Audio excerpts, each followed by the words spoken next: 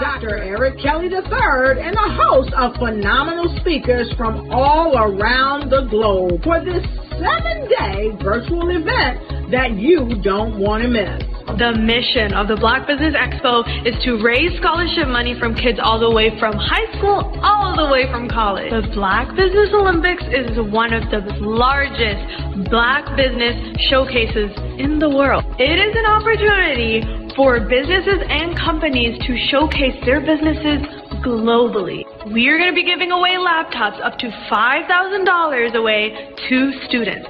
Again, I'm Olivia Appleberry, the founder of 2 Cents Finance and one of the speakers for the expo. I am so excited to see you there. For more info, go to www.blackbusinessexpousa.com or call 919-308-9090 and hope to see you there. I am Black Business. From the moment I wake until the time I sleep. Yes, I am Black Business. I am Black Business. Tell me, are you Black Business? I am Black Business. Do you support Black businesses? Listen, I support Black business because I am Black Business. Black Business Expo, one of the largest business showcases in the history of Black business in the world. The world! Sign up today at www.blackbusinessexpousa.com or call 919-308-9090. I am Black Business. I am Black Business. From the moment I wake until the time I sleep, I am Black Business. I am Black Business. Are you Black Business? I am Black Business. Do you support Black businesses? I support Black business because I am Black Business. Black Business Expo, one of the largest business showcases in the history of Black America in North Carolina. Join Dr. Eric Kelly III and a host of phenomenal speakers from all around the globe for this 7-day virtual event that you don't want to miss. The mission of the Black Business Expo is to raise scholarship money from kids all the way from high school all the way from college. The Black Business Olympics is one of the largest Black business showcases in the world. It is an opportunity for businesses and companies to showcase their businesses globally. We are going to be giving away laptops up to $5,000 away to students. Again, I'm Olivia Appleberry, the founder of 2 Cents Finance and one of the speakers for the expo. I am so excited to see you there. For more info, go to www.blackbusinessexpousa.com or call 919-308-9090 and hope to see you there.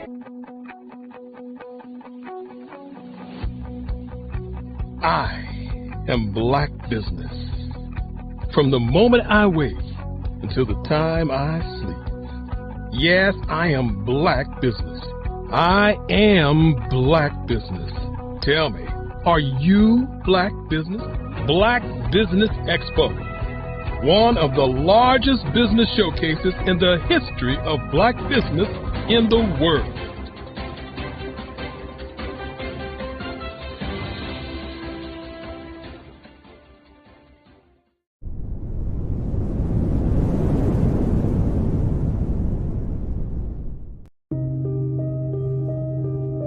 The Black Business Expo is changing my life.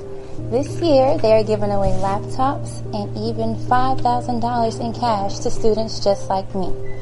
I'm Alexis, and I want to go to college to fulfill my dream of becoming an entrepreneur. Help the Black Business Expo going to www.blackbusinessexpousa.com and also becoming a vendor, a sponsor, or donating.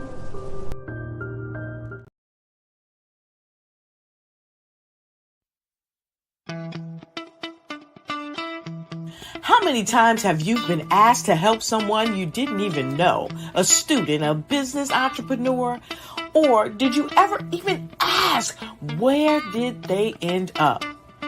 That business, that friend, that entrepreneur.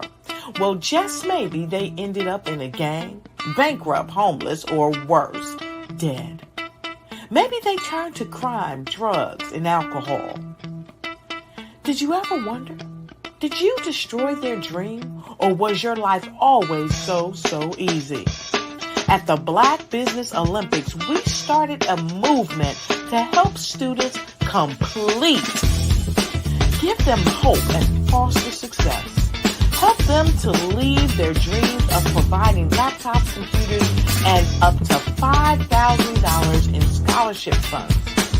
Today, we ask you to help a student, a business owner, or an entrepreneur to realize their dream by sponsoring them, supporting them, and buying from them. Consider this. With $1.6 trillion in our Black community, we only ask for a small donation for our students, our businesses, and our entrepreneurs. And you can change a life today. So I ask you, what are you going to do? Sit on the sideline and watch our students in high school be leaders, miss out on their dream from lack of resources? Or are you going to donate to the movement and change their future and yours as well? Give us a call today at 919-308-9090. Change their life by investing with action to the Black Business Olympic Fund. The Black Business Olympics, one of the largest business showcases of Black business in the history of the world. Over the past few years, we've seen the growth of existing and new initiatives focused on financial inclusion, building global networks, and reducing the wealth gap in response to the idea there's not enough seats at the table. Whether their outcomes are to increase the representation of Black executives on corporate boards, ensure an inclusive global economy, or to create new U.S.-African commercial pathways, the strategies are often carried out by separate programs. The question is, should they be? With the continent of Africa being home to more than half of the world's fastest-growing economies, the youngest workforce, over 400 companies generating more than $1 billion annually, 700 generating more than $500 million annually that are poised for growth, and being the destination of nearly $5 billion in venture capital in 2021. Diversifying U.S. and Africa commercial engagement by building bridges between African businesses and their U.S. diaspora should begin being seen as mutually beneficial. From helping to reduce Africa's enormous capital gap to catalyzing two-way trade opportunities, the COVID-19 global pandemic hopefully has taught us that global challenges and opportunities are more interconnected than we thought. During the pandemic, African companies like Unicorn Flutterwave, insurance provider Reliance Health, ride-hailing app Yasir, and 54Gene, the continent's first bank of DNA on people of African descent, proved that when African companies have access to networks, capital, and information, they grow big, grow fast, and create solutions that are valuable to the world. This is why Be Direct was created. We are the first U.S.-based but African-centric board preparedness and board search company designed to connect U.S. Black talent and corporations to African businesses. Unique and fundamental to Be Direct's success is our process of helping board candidates adapt their experience and networks to an African context before they're connected to high-growth companies that are looking to locally and globally scale. From our focus groups with African business execs and government leaders, we don't ignore the sentiment that business is easy, but people are hard. Having a pool of board candidates with hard-to-access networks and extensive experience across the business lifecycle, including successfully raising capital, is table stakes for an initiative like this. So yes, we have that. But corporate or entrepreneurial success in the U.S. does not guarantee success in Africa. Developed alongside industry partners on the continent, our training program, Be Direct Prep, is designed to transpose their experience to create cultural comfort, understanding, and the commitment to helping businesses in Africa scale. Our board governance sessions are African, continental, and country specific. integrated with cultural awareness and dexterity training. Masterclasses led by African industry execs and mentoring and coaching from African continental-based facilitators. But even more unique to Be Direct Prep, we cap off our training program with an immersion trip to help candidates that have not been to Africa before see and feel Africa's complexity and opportunity from African soil. We all know traditional network-based board placement has historically left a lot of us out of ever really being in the paid board pipeline.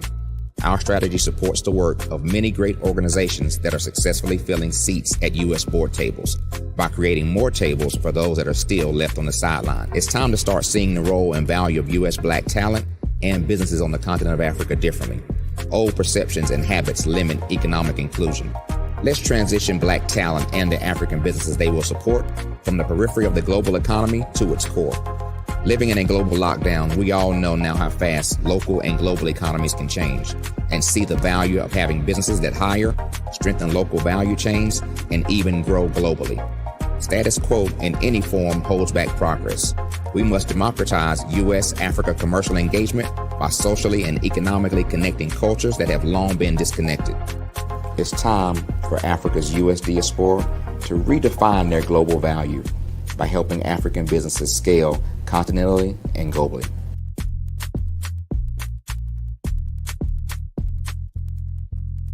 I'm Ramon Ray, founder of Smart Hustle Magazine and smallbiztechnology.com.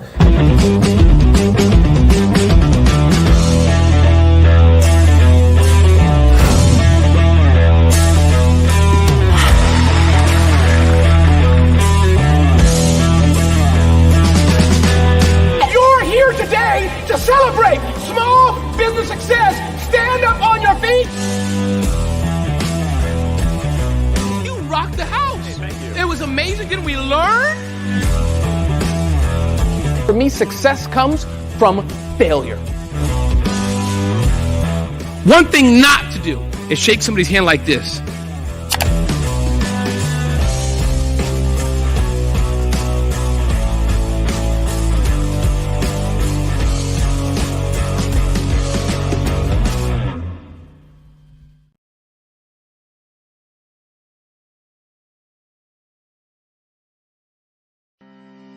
Are you aware that showing off your expertise can gain customers and position you as an expert in your industry? Consumers need confidence to purchase, so let us showcase your knowledge by interviewing you for a 3 to 5 minute video. We'll position you as an industry expert with a customized interview-style video, and for a limited time, we'll cover all production costs. Click this ad or call now for all the information. You'll want to experience the same 5-star service our customers love. So take advantage of this one-time offer. Click this ad or contact us now.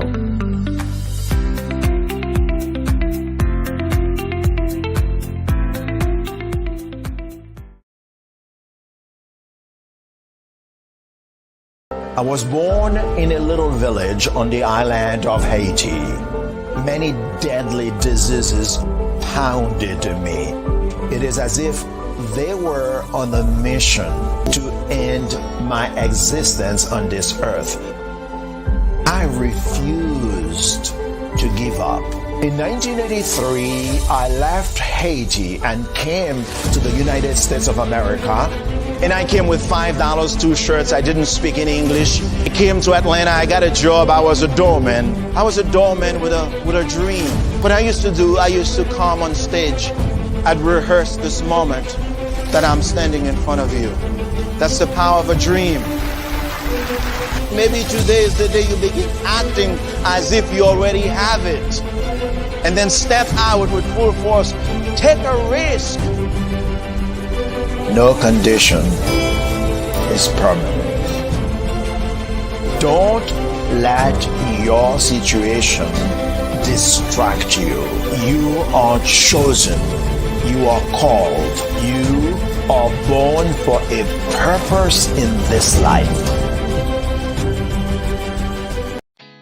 Did you know women represent just 3% of Fortune 500 CEOs and less than 15% of corporate executives at top companies worldwide? Have you wondered what the secrets are to getting into the top ranks, whether in the private or public sector? Do you want to figure out how to stop being held back in your career or passed over for promotion? Then you're in the right place. Hi, I'm Dr. Madeline Ann Lewis, President and CEO of the Executive Women's Success Institute. I have decades of experience in the military, the federal government, and corporate America. And my mission is to help women succeed and tap into their full potential.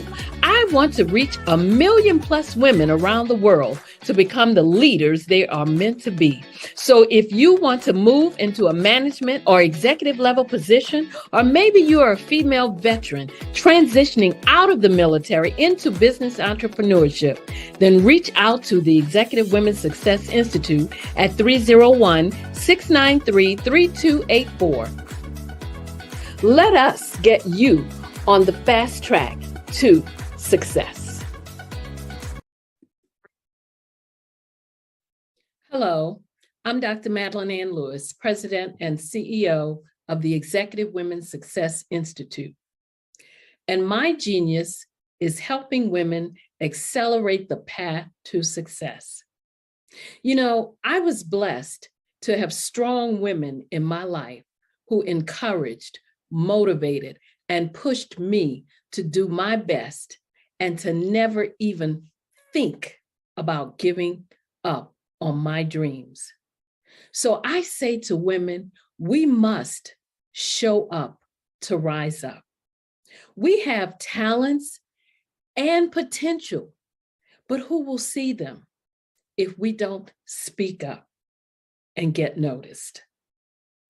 I know that women are a tremendous resource on this planet, and there is nothing more fulfilling than helping a woman tap into her full potential. I do this because I want to be a part of helping as many women as I can to show up, to rise up. I do this because genius is common.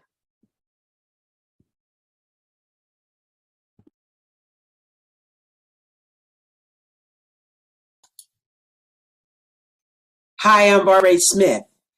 Genius is common. My genius is executive coaching and professional corporate training.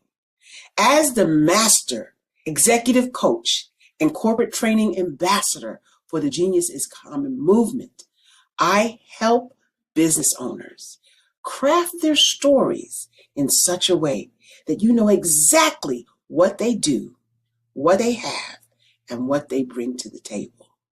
Many times as business owners, we are asked, so what do you do for a living? And we could be crushing in our businesses, but we're not quite sure exactly what to say in a short amount of time. Well, I help you take those stories that are the reason why you're in business and why you're so passionate about your business and craft them in such a way that people are drawn to you as opposed to being repelled by you. Because every conversation, every time you talk to someone about your business, you are excited about it. But are you really conveying what you do, what you have, and what you bring to the table? And do really people understand why you care so much and why they should care that you have the solution to their problem? Well, I'm here to help you with that.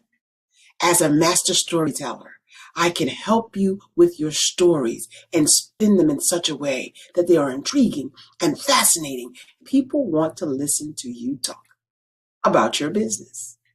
That's why at the Genius is Common movement, I am the master executive coach and professional training ambassador. That's my genius.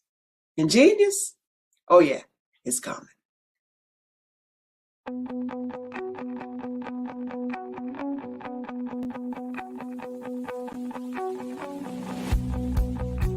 I am Black Business.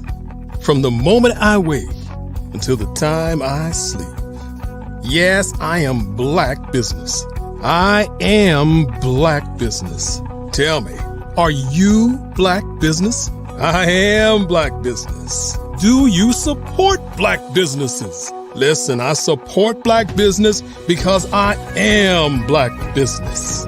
Black Business Expo, one of the largest business showcases in the history of Black business in the world.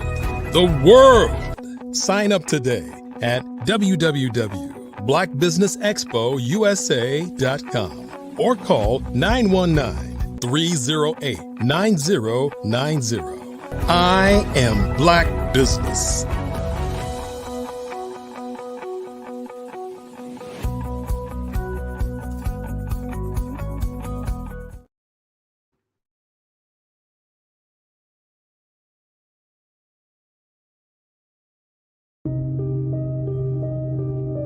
The Black Business Expo is changing my life. This year, they are giving away laptops and even $5,000 in cash to students just like me. I'm Alexis, and I want to go to college to fulfill my dream of becoming an entrepreneur. Help the Black Business Expo going to www.blackbusinessexpousa.com and also becoming a vendor, a sponsor, or donating. Good afternoon, business owners, entrepreneurs, thought leaders, and corporations. Welcome to the Black Business Network. My name is Spiritual Teak, and I'm your business moderator for this afternoon on the Black Business Network. The Black Business Network is a 24-hour business network showcasing Black businesses, Black owners, entrepreneurs, thought leaders worldwide. We have speakers from North Carolina, London, Singapore, Africa, Japan, and cities all over the United States. The Black Business Network is a global community sharing its business knowledge to empower, inspire, and educate businesses about business. This afternoon, our first keynote speaker is Erica Mann.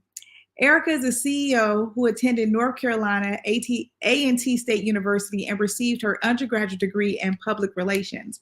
While working for corporate Fortune 500 companies, she's continued to further her education, receiving certifications in Lean methodology and Lean Six Sigma Green Belt from North Carolina State University. She then obtained her MBA from Strayer University while working full-time as a single mother. Erica Mann birthed Prestigious Image LLC from a college project into a successful business with a six-figure revenue with 2 years of opening. Though she faced adversaries, Erica found success within her vision. I present to you Erica Mann. Hello, Spiritual Teak and everyone. Thank you so much for having me. It is so good to have you here today, Erica. Good to have you. Genius is coming, and I'll see you on the other side. Thank you so much. Well, everyone, I appreciate the beautiful introduction. So again, I am Erica Mann. It's spelled like Erica, but it's pronounced Erica. But I will answer to Erica. I answer that both actually. And so again, I'm the business owner. I'm the CEO of Prestigious Image LLC. We are a business consulting firm.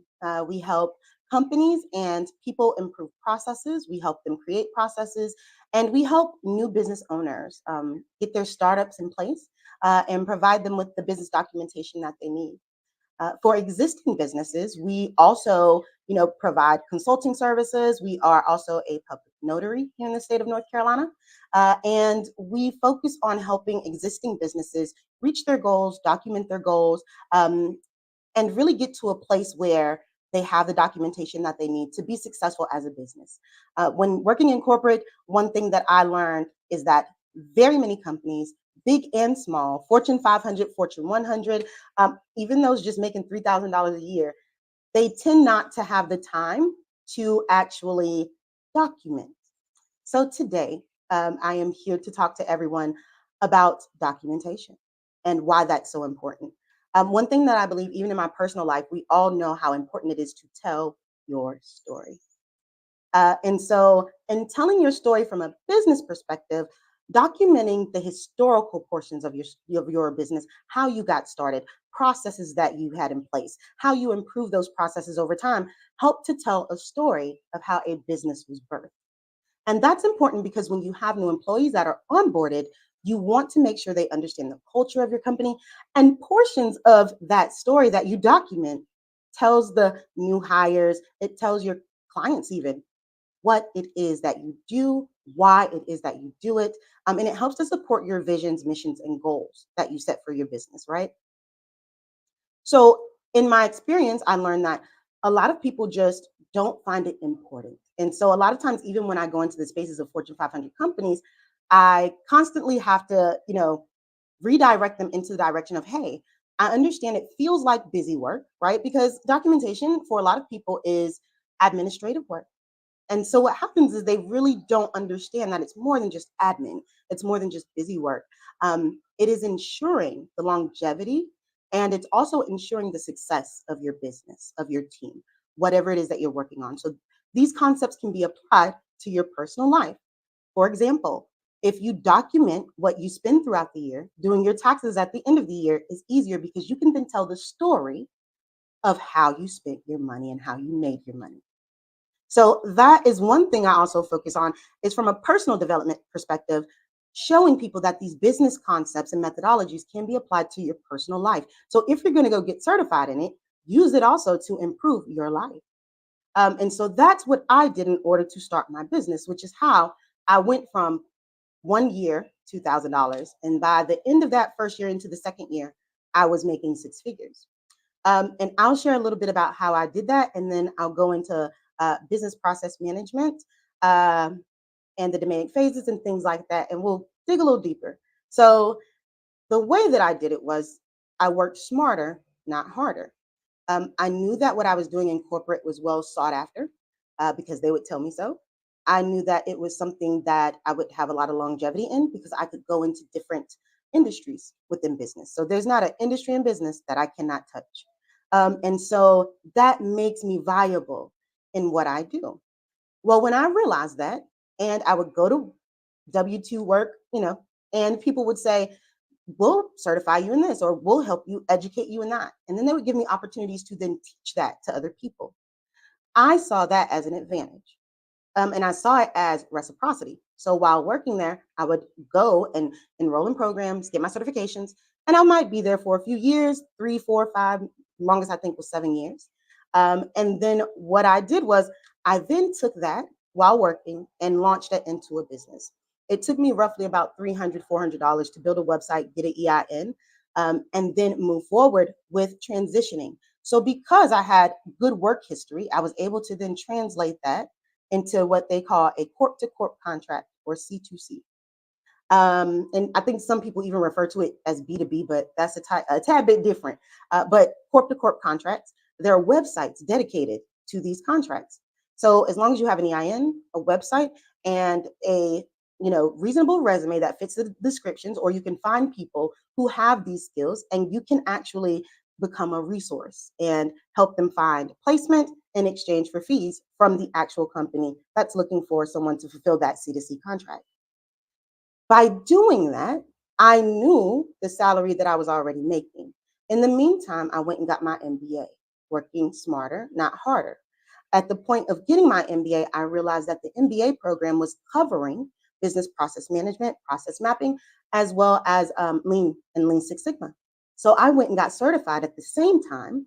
So that way, not only was I learning about it from a professor and engaging in it in class, I was also at another university taking the same classes for specifically getting certified in Lean Six Sigma. So I graduated within a month's time with both my MBA and my Lean Six Sigma approach and being certified in that. So saying that, I maximized the time I had. That all occurred within, I believe, 13 months. After that 13 months, I got my first C2C contract. They paid my company directly, and then I paid myself. In the meantime, I educated myself on business taxes, what business structures I wanted to pursue as far as like the financial portion of it, and how I wanted my relationships to look like with my clients. That allowed me to do what I call speed to market. I was able to get a business up and running and then get that business to six-figure status. This can be done with any business you enter if you have a background in it and you have enough experience and the given credentials. A lot of people don't think about that. They think about a business and they think about, let's start very small. You can start as big as you want. All you have to do is sit down and write out the plan, right? And document what it is that you want and how to get there and do the research.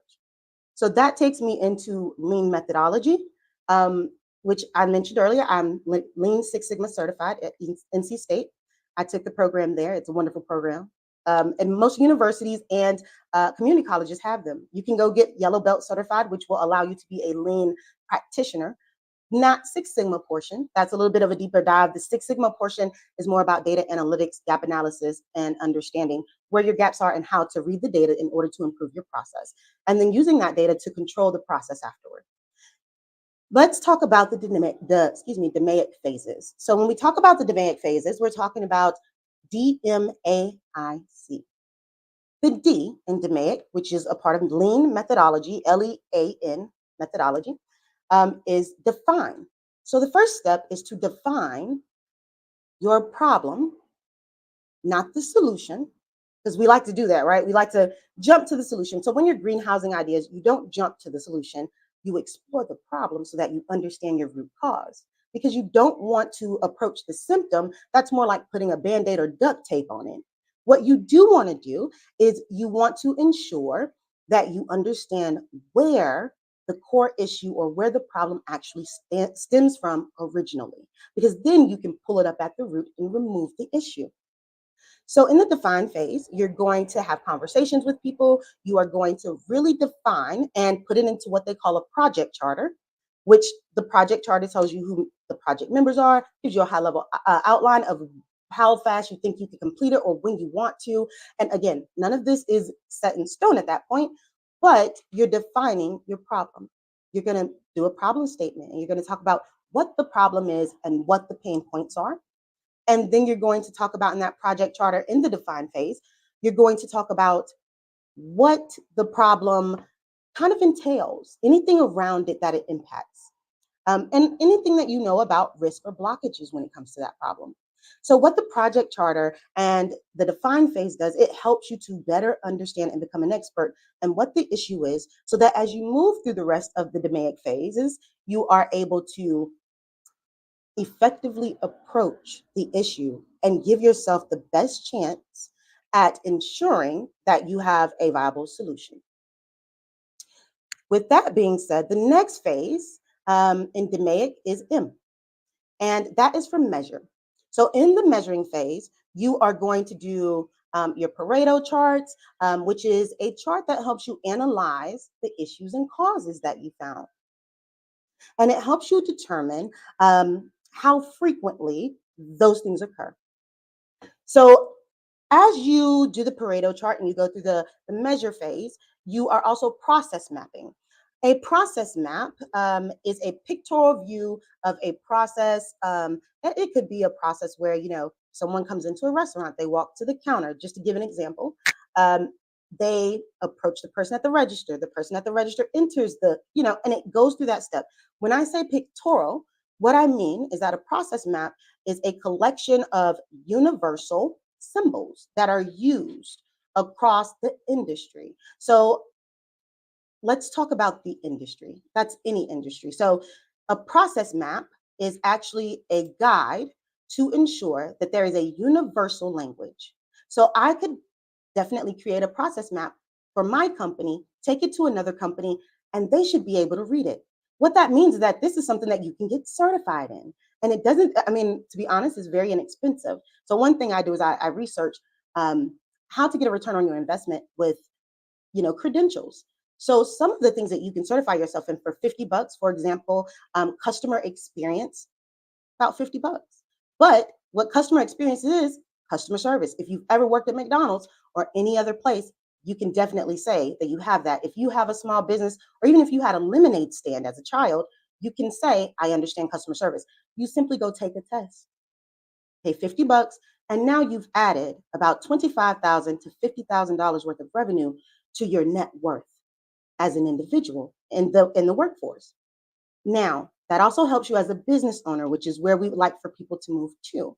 So in the measure phase, and you would process map these types of things out with signs and symbols that represent the who, what, when, and where.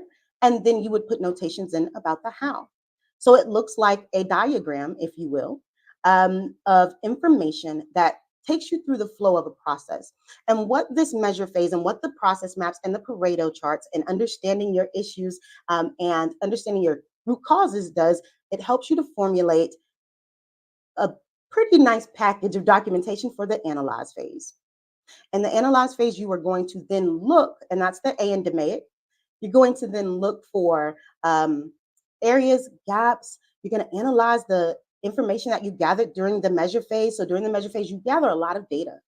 And during the analyze phase, you look at that data and you say, is the data necessarily pointing to where we thought the problem originated? And that analyze phase allows you to gear up to understand what it is that you actually need to improve a process. So when you are analyzing, you want to make sure you do root cause analysis, failure mode and effective analysis, which they call FMEA, or identifying possible products, services, process failures. There are lots of things that you look at during that point. And you just take your time through that. And so these things kind of occur in each phase, probably about 30 days or longer. It can be shorter depending on the size of the work or the issue that you're dealing with. The next part that you're going to approach in the DMAIC phase is improve. In the improve portion, you're talking about process performance. So you're going to address and eliminate the root causes that you found. So there may be more than one. But the ones that you find in the analyze phase and in the measure and define phases, you gather those all up and you create solutions to improve. Once you do that, in the improve phase, you are talking about designing experiments or DOE to solve for those problems. If there are complex processes or issues that you find. During the improve phase, I like to do what's called a Kaizen event. The Kaizen event is really just a rapid change event, happens over a few days, and people commit to sitting in something like a business war room for maybe a few hours a day to a full day. And they focus on the narrow portions of the project work as a team. So as a team in the Kaizen event, everyone's going to get together. They're going to talk about the problems that were documented, and literally they're going to put on paper, on a wall or on a marker board, what those problems are. And you collaborate together with having the right people at the right time. So those who understand the issue, those who understand the problems, the individuals who, not necessarily the leaders, okay, they come later, and they come at the beginning because they help to kind of approve things. So if you are a leader, you would be there to make sure that you understand the project charter and that you understand the improvements that are being implemented and that you approve of that. But the team that's working on that will be in these Kaizen events, focusing on how to approach each and every one of these root causes that you found. During the improve phase, you're going to also work with maybe a development team if you're working on something technical, or another project team who will, I guess, put out an output of that improve phase. So whatever your output is, whatever your end goal is, they will work on creating those solutions for you. And so once they get to the point of creating those solutions, they will go through project and or product phases themselves to get that done. After the improvements have been completed, they are then implemented. So now we are at the C part of DMAIC, and that would be control. So after you get to a point of improving that process, you're going to control it. You're going to look at it from a future process performance perspective, right? And you're going to have a control plan, which is a document that is needed to help you improve the process at its current level, right? So it's going to help you make sure that you're looking at the documentation as far as the data on a consistent basis. Normally that looks like pulling data at the end of week 1 after the improvement, at the end of week 2, at the end of month 1, month 2, month 3. They can last anywhere between 90 and 120 days on average. And so you're going to go through a statistical process for monitoring the improvement behaviors. You really want to look at how those improvement behaviors align to what you expected in your outcome. The reason why you do that is because you never want to implement something and say, oh, well, it's done. Because maybe what you implemented needs to be improved upon. And that's where in lean and in the DMAIC phases and business process management and business process mapping, we talk about leaning into things, really looking at it and looking at it from a perspective of how can we improve it from a stance of transparency and truth, right? So you want to be honest with yourself, you want to be transparent with your team, and you want to be accountable so that you can give yourself the best outcome possible at success. Sometimes this means that you have to understand failing fast. It is okay to fail because failing is not a loss. It's actually a way for you to get an experience, to learn a lesson. So you never really fail. It's always a win. So with that perspective in mind, if you implement something, after you improve it and then you implement it, in the control phase, if you realize, hey, this isn't the improvement success I expected, this isn't the rate of success I expected, or this isn't the outcome I expected, then what you want to do is go, you know what? It's okay. We failed fast. We know that something needs to be tweaked. And you go right back to the define phase. You look at the process that you implemented at the end of the control, and you say, how can we improve this again? That way, you get what's called speed to market. You can improve continuously, continuous improvement, lean thinking, right? And that way, you have a better chance of improving time and time again and getting to perfection faster than taking 4 years to get something to the market that's in perfect condition. So nothing's ever really perfect. So what we learn is that it's better to go through the DMAIC phase again and again. And that leads us to what I said before when we started here, which is you can apply this to your life, right? So you can lean into what hurts. You can lean into the pain, especially as a business owner, being a Black business owner. I'm very aware of mental health. I'm very aware of, making sure that there's work-life balance because we deal with things that are internally traumatic to us. So in doing that, leaning in to my experiences and thinking from a perspective of lean helps me to look at it from a place of, you know what, I can improve this. And that empowers me to do better, be more, right? So in the control phase, you have your control plan, you have your statistical process control, and you have the 5 S's because you want to, make a workplace that's suitable for control. That's normally in like a pipeline situation where you might be in some type of a warehouse where they have a belt line and they're going through the process of creating a product. The 5 S's are a visual chart that help you understand kind of where your controls are. It helps you to understand where your checks and balances are as well. You can also do mistake proofing at that time. So in the control phase, like I said, that you may also hear it being called a warranty phase.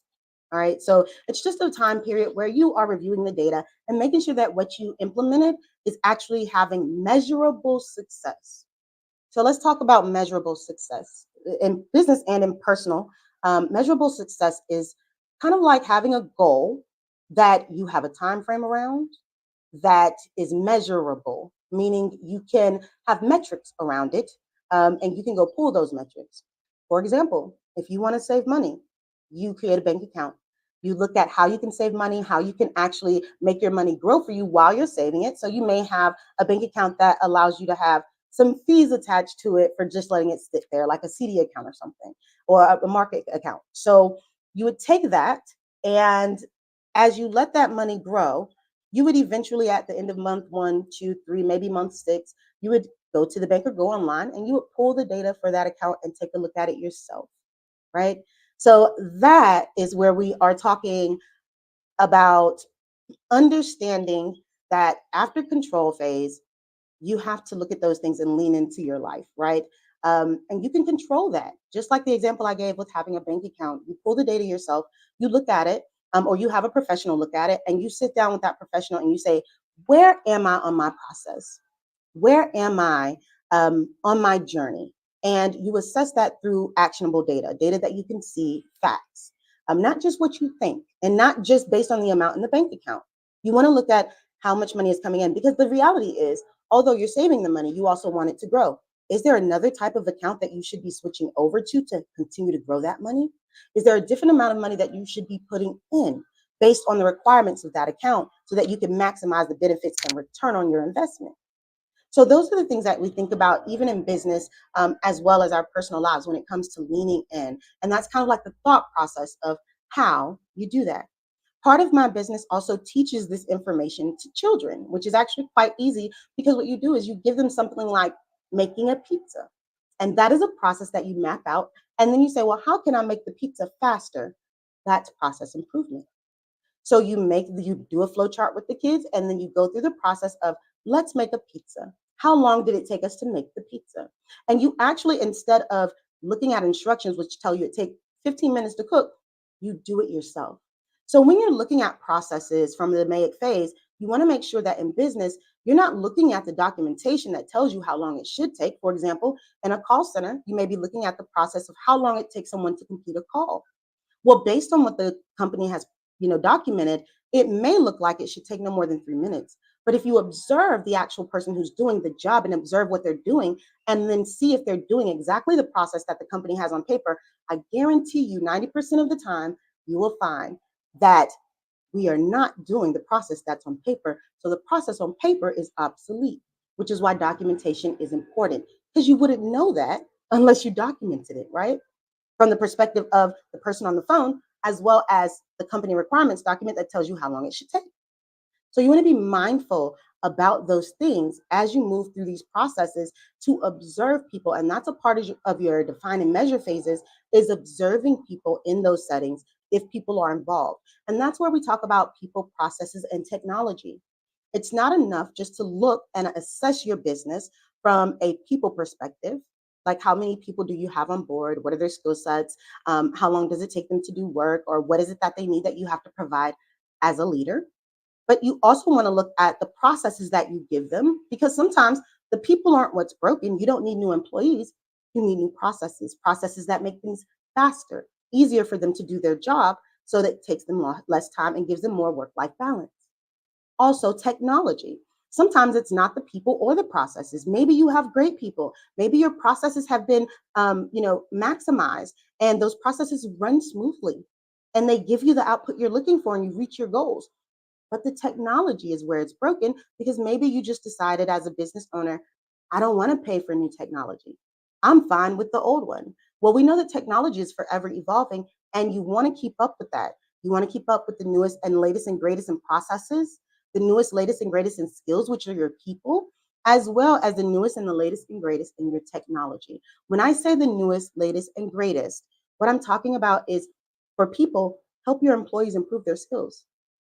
Find ways to help them get the training that they need, because when people are better educated in what they do, they have more confidence, they do a better job. And as a business, when you provide them with that, you're giving them an incentive and a benefit, and you're also saying, hey, I value you. As a Black business owner, one thing that I do want to make sure is that I'm providing work-life balance for my employees, fair pay, and opportunities to grow. So as a business owner, I decided, working in corporate, I saw how everyone said you should be dedicated to a job until you retire. My motto is, I don't want you to work here forever. I want you to grow. So I'm here as a business owner who birthed their own vision into a reality, a successful one, to help you do the same.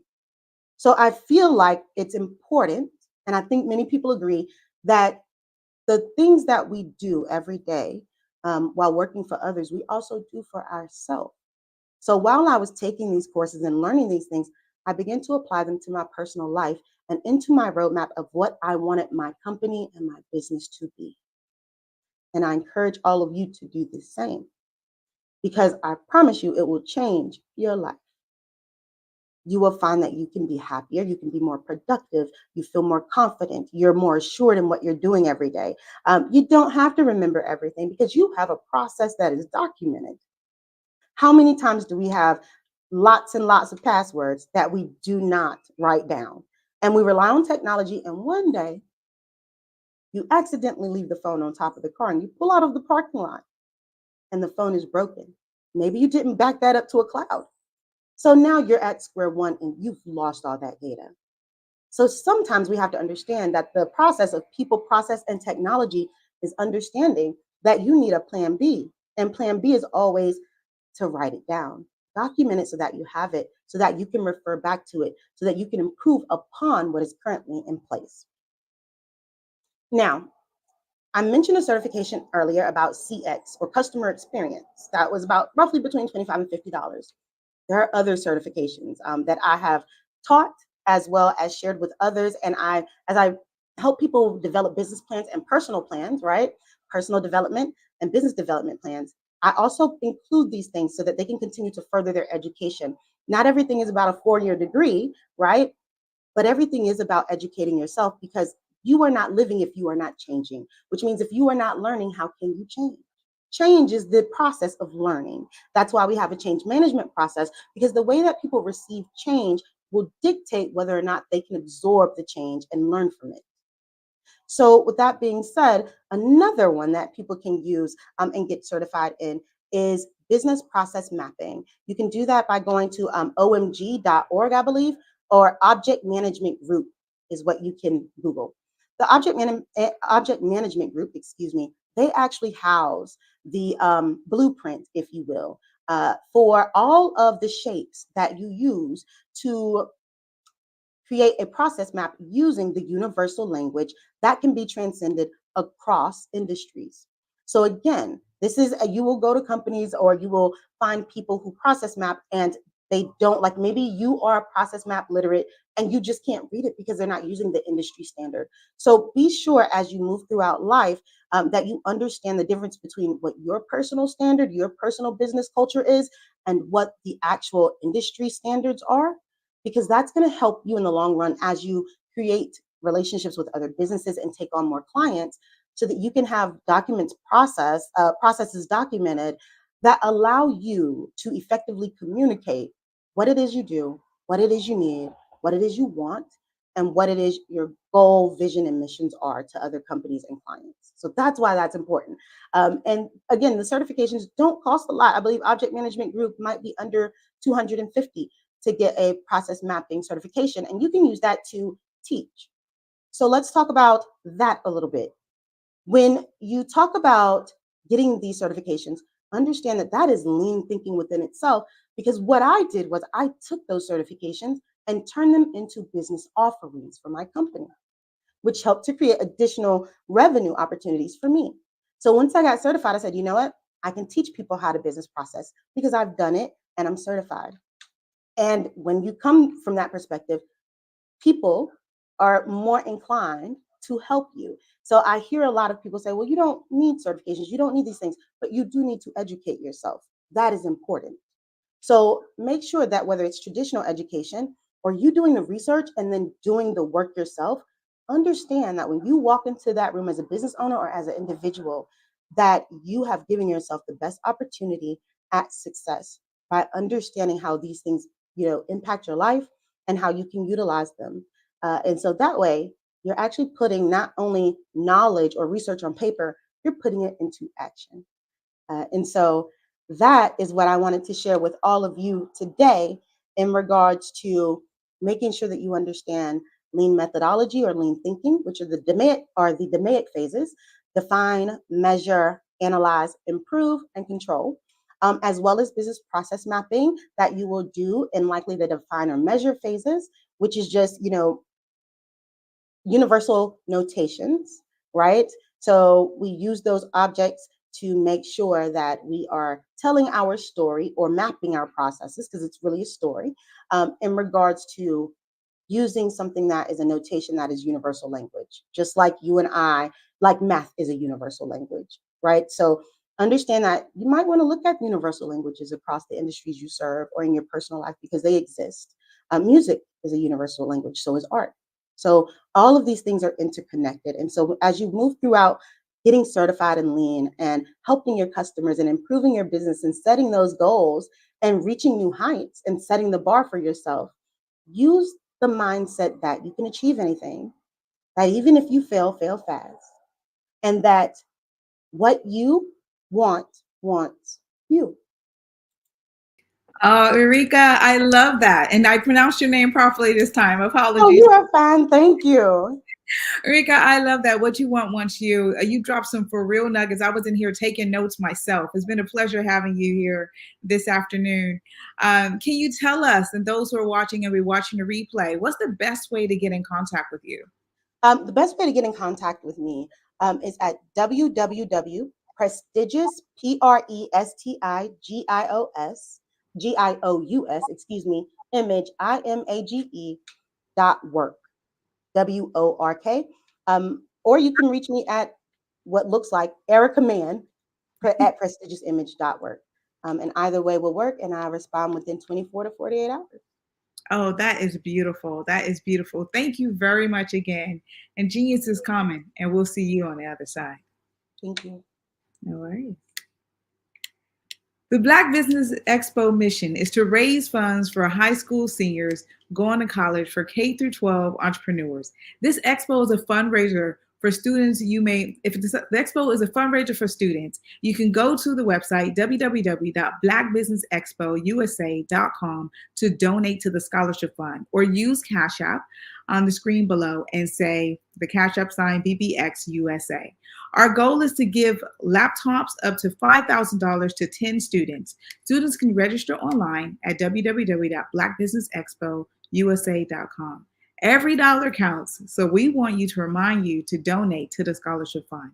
We want to thank our Black Business Expo USA sponsors, the NC100, Moody Capital Partners, Sway Soul, Lotus Ritchie Coaching and Training, Carolina, Virginia Minority Supplier Development Council, Step Management, The Hello LLC, Barbara H. Smith LLC, Margie McLean Foundation Incorporated, Genius is Common, Earth Essentials, 5-Star BDM Media, Mullane Shaney Global, Executive Women's Success Institute, The Quality Coaching Company, Superwoman Business Services, Creative Force Studios, Lee Entertainment, Artist App Design, Black Business Expo USA.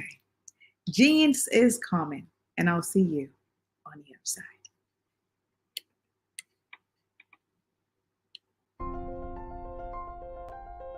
What if you could build your own city? A place where every child can find nurturing people to help them achieve their full potential.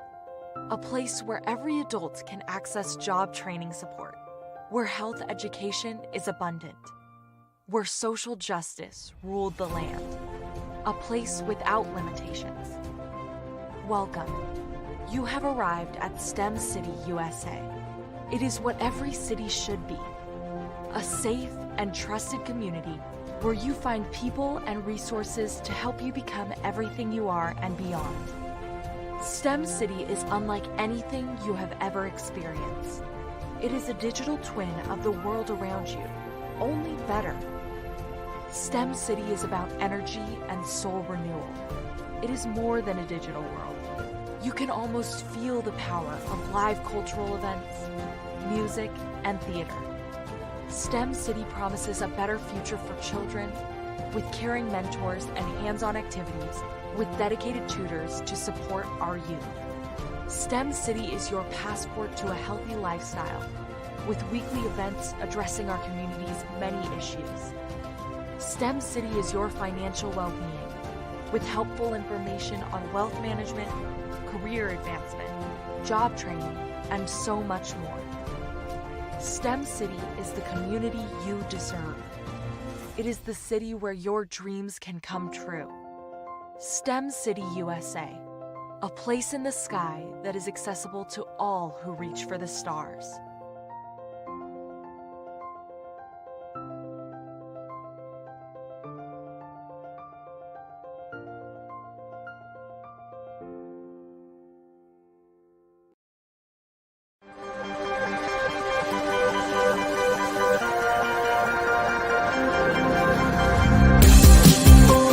The Black Business Expo's mission is to raise funds for high school seniors going to college or K-12 entrepreneurs. This expo is a fundraiser for students. Please, you may go to www.blackbusinessexpousa.com to donate to the scholarship fund or use the Cash App at $BBXUSA. Our goal is to give laptops and up to $5,000 to 10 students. Students can register online at www.blackbusinessexpousa.com. Every dollar counts. Please donate to the Black Business Expo USA Scholarship Fund.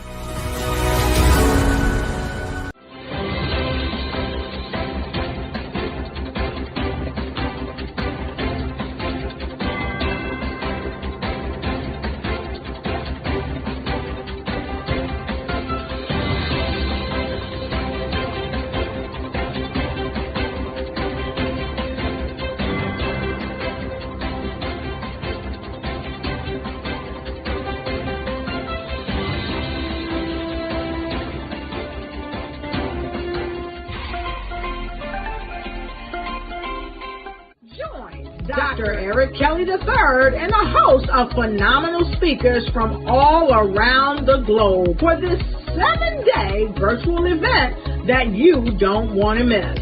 The mission of the Black Business Expo is to raise scholarship money from kids all the way from high school, all the way from college. The Black Business Olympics is one of the largest Black business showcases in the world. It is an opportunity for businesses and companies to showcase their businesses globally. We are going to be giving away laptops up to $5,000 away to students.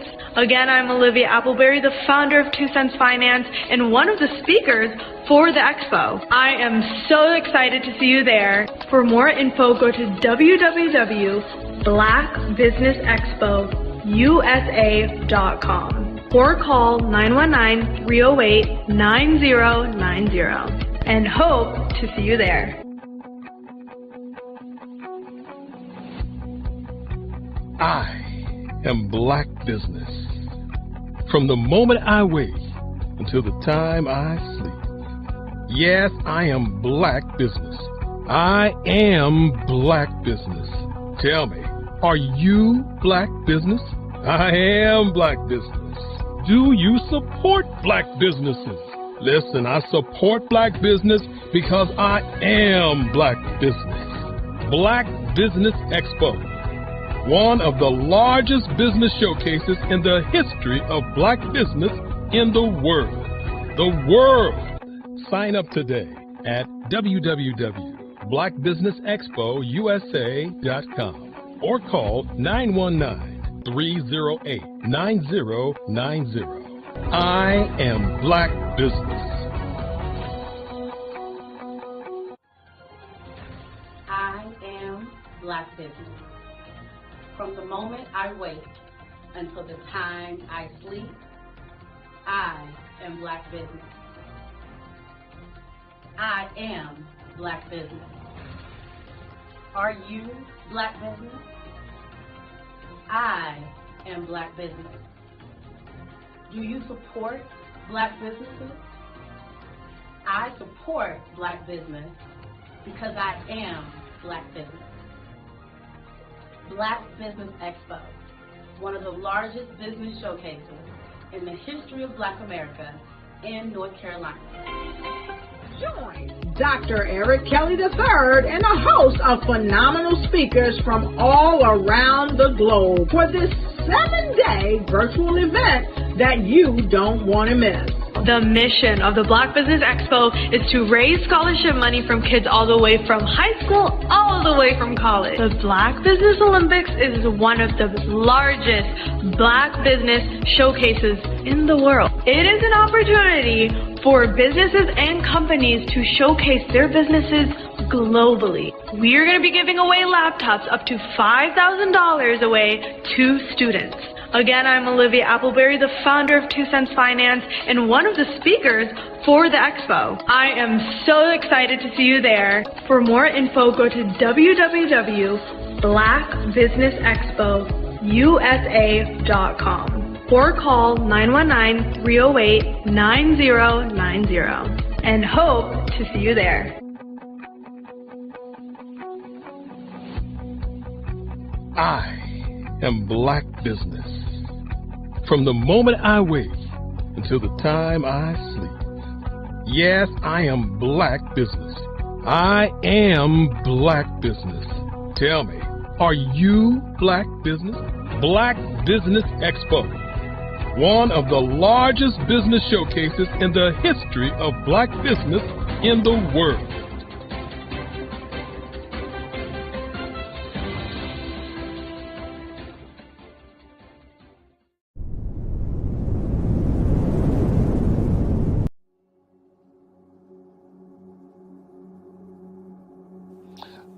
I was born and raised in southeastern West Virginia, the coal fields. My father was an AME minister. For me, I was very fortunate. Even though I grew up in the segregated South, I was surrounded by flourishing Black businesses, doctors, lawyers, bankers, dentists. They were all there and they were all successful. And I guess that's part of my dream, is to see that success come back.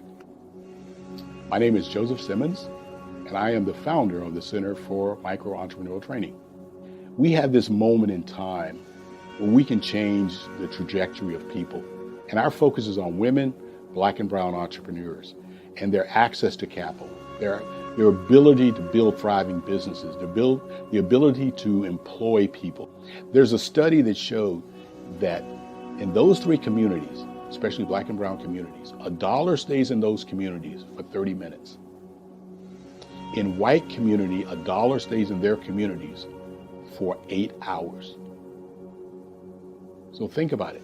For you in a Black or brown community to get gas, to get food, to go to a restaurant, you've got to leave your community, take those dollars out of that community and take it to another community that's already being well served. So if we can reverse that, if we can go from 30 minutes to an hour to 2 hours, that's progress. That's what we need to do.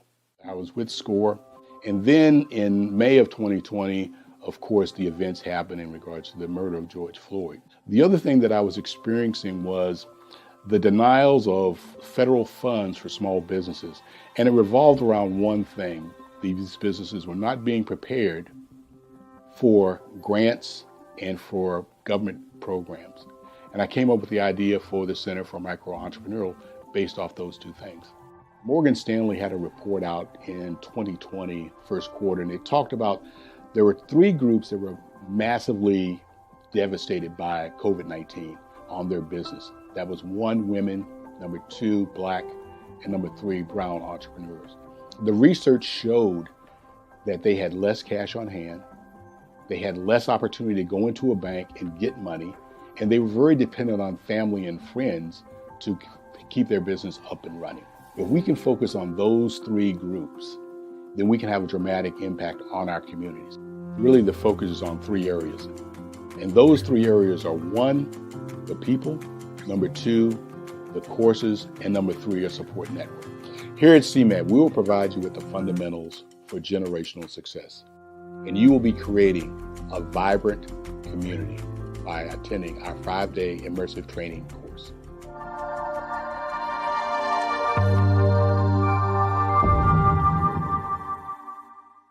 Are you a forward-thinking entrepreneur or business owner? The world is changing faster than ever, and it's time to pivot and adapt to the future. Hello LLC is here to help you do just that. Hello stands for helping enterprises leverage leading-edge optimizations. Our innovative solutions can streamline operations, reduce overhead costs, and give you a competitive edge in a market projected to reach $5 trillion by 2030. By pivoting to the metaverse, businesses can tap into a rapidly growing market that is projected to be a significant part of daily life for 25% of Americans by 2026. As a full digital metaverse agency, the Hello LLC can help you create custom solutions to streamline operations, increase productivity, reduce costs, and drive brand recognition. Why should you pivot to the metaverse with the Hello LLC? By leveraging cutting-edge technology, you can provide immersive experiences for your customers, expand your global reach, and unlock new revenue streams. Contact us today to make the pivot.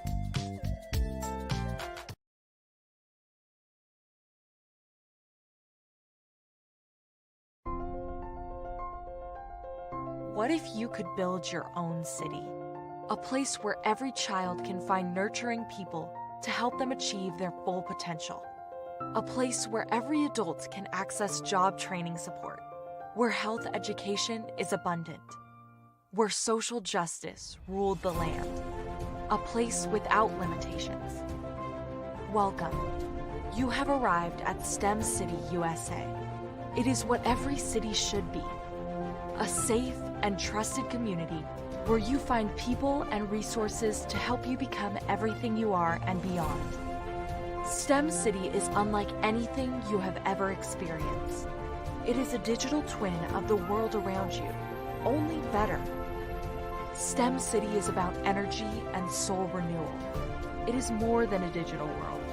You can almost feel the power of live cultural events, music, and theater. STEM City promises a better future for children with caring mentors and hands-on activities with dedicated tutors to support our youth. STEM City is your passport to a healthy lifestyle with weekly events addressing our community's many issues.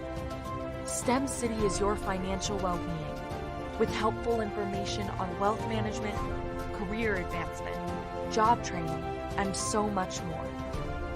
STEM City is the community you deserve. It is the city where your dreams can come true. STEM City USA, a place in the sky that is accessible to all who reach for the stars.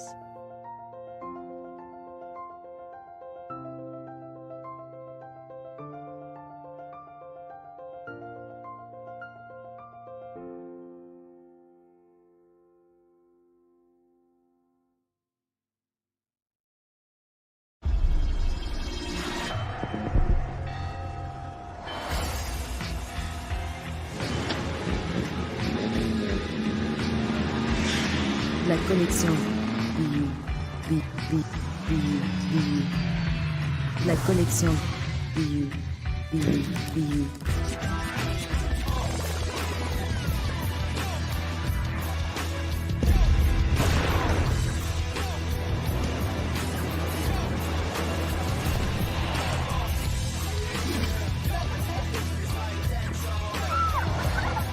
In a world obsessed with the cult of celebrity,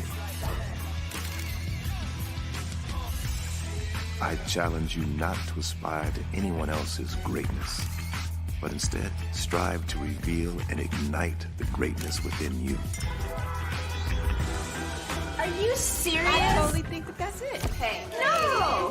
Hey! To me, sexy is a man that knows who he is and what he wants. Okay. He's comfortable. You look at him, you see him, he's just comfortable being himself. And you're like, Baby, be you.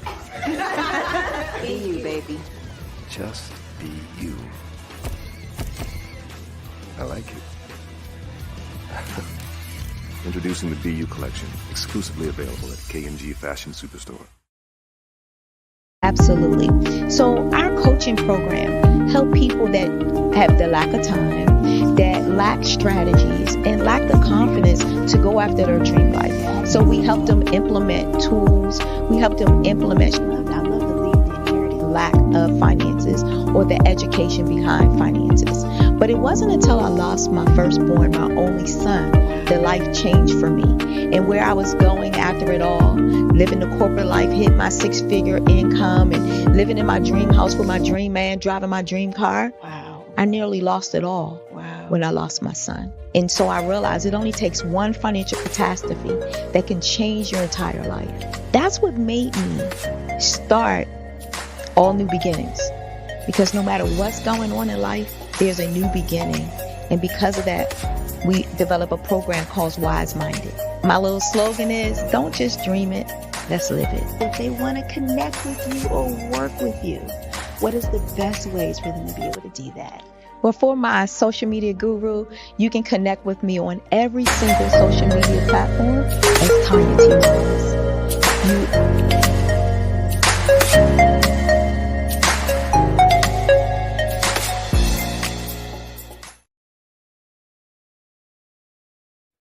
Hey everyone, it's Grant McGaw, CEO of 5-Star BDM and host of the award-winning Follow the Brand podcast and TV series, where I help you to build a 5-star brand that people will follow.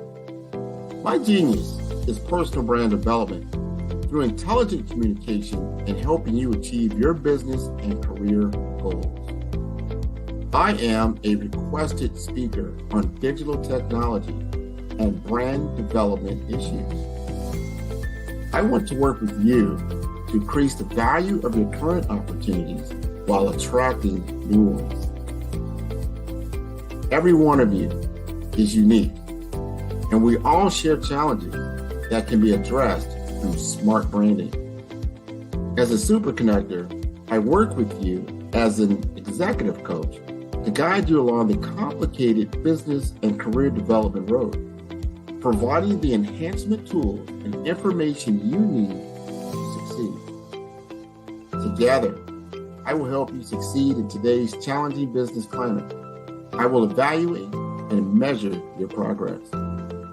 Best of all, I am right alongside you every step of the way. Build the brand called you. Genius is coming.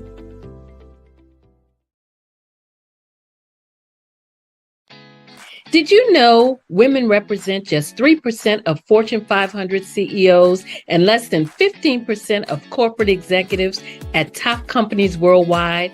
Have you wondered what the secrets are to getting into the top ranks, whether in the private or public sector?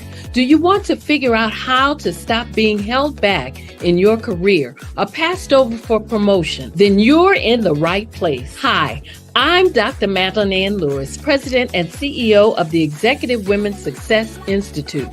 I have decades of experience in the military, the federal government, and corporate America, and my mission is to help women succeed and tap into their full potential. I want to reach 1 million plus women around the world to become the leaders they are meant to be.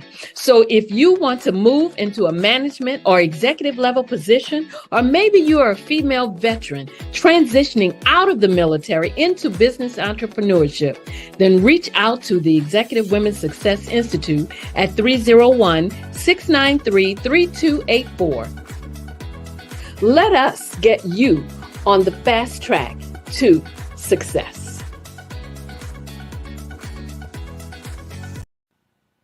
Hello, my name is Kiasi Helm and I'm 14 years old. I think my genius would probably have to be setting goals and achieving them. I say this because ever since I was young, I always wanted to be an author, and at age 11, I ended up achieving this. But not only did I end up becoming an author, I ended up becoming a public speaker, a publisher, a business owner, all these great things. The name of my business is Written by Kids Publishing Company. I decided to start this company because I thought it was important for me to help kids my age express themselves through literacy and just achieve their own goals. Because to me, achieving goals is the best thing in the world to feel. It's you just achieving things and aspirations that you set for yourself. And I know that everybody is capable of this because even if you don't end up achieving the goal, you still tried your best, and that's the most important thing. And everybody is capable of this because genius is common. Thank you.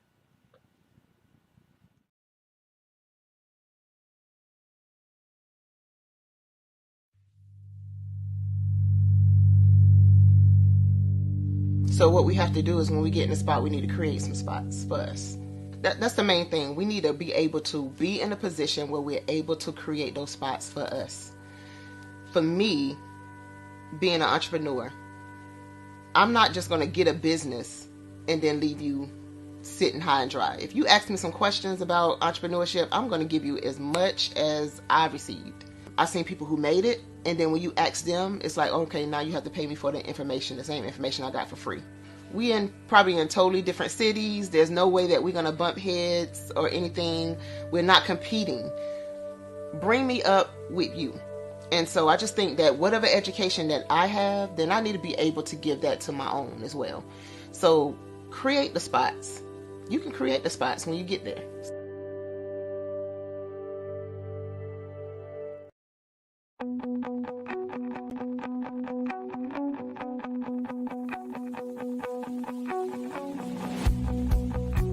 I am Black Business. From the moment I wake until the time I sleep. Yes, I am Black Business. I am Black Business. Tell me, are you Black Business? I am Black Business. Do you support Black businesses? Listen, I support Black business because I am Black Business. Black Business Expo one of the largest business showcases in the history of Black business in the world. The world! Sign up today at www.blackbusinessexpousa.com or call 919-308-9090. I am Black Business.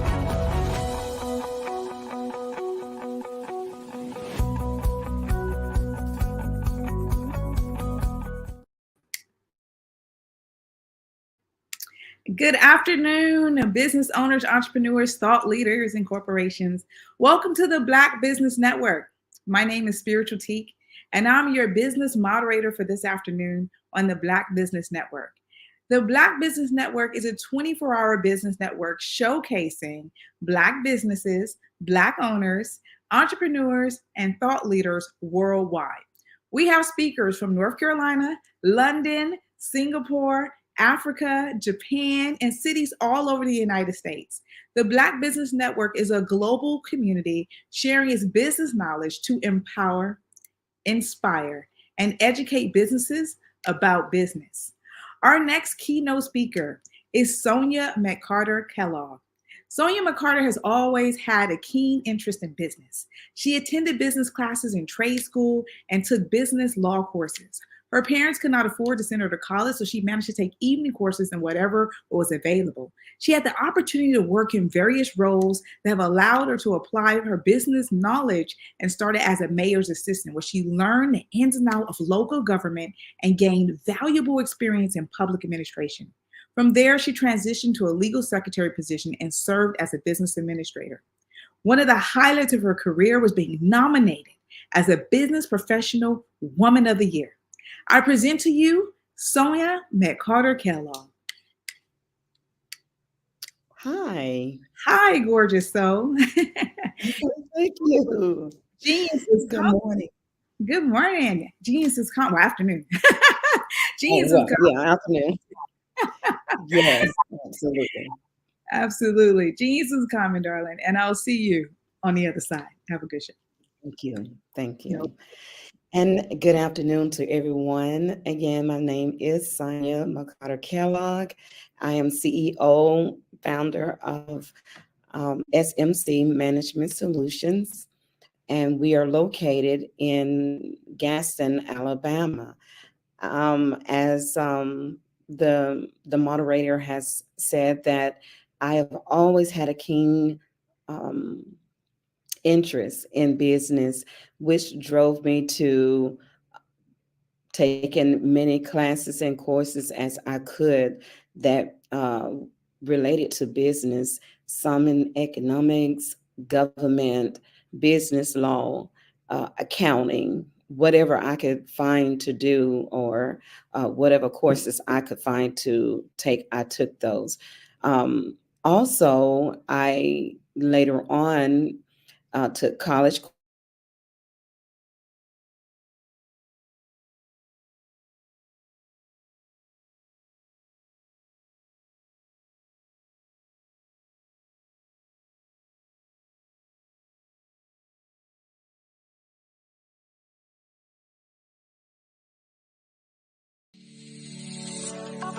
Did you know that our black dollar only lasts for 6 hours in our community?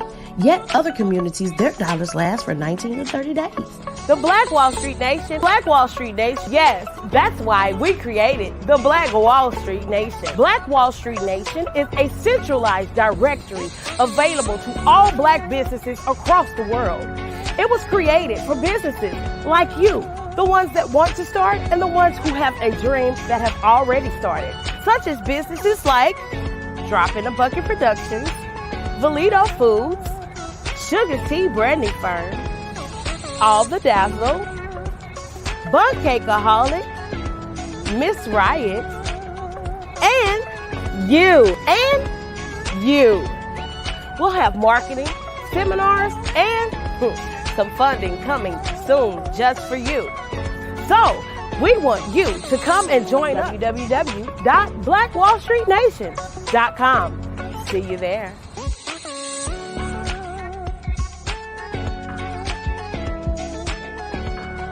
Absolutely. So our coaching program help people that have the lack of time, that lack strategies, and lack the confidence to go after their dream life. So we help them implement tools. We help them implement, I love to leave the inherited lack of finances or the education behind finances. But it wasn't until I lost my firstborn, my only son, that life changed for me. And where I was going after it all, living the corporate life, hit my 6-figure income, and living in my dream house with my dream man, driving my dream car. Wow. I nearly lost it all. Wow. When I lost my son. And so I realized it only takes one financial catastrophe that can change your entire life. That's what made me start All New Beginnings. Because no matter what's going on in life, there's a new beginning. And because of that, we develop a program called Wise Minded. My little slogan is, don't just dream it, let's live it. If they want to connect with you or work with you, what is the best ways for them to be able to do that? Well, for my social media guru, you can connect with me on every single social media platform as Tanya T. Rose.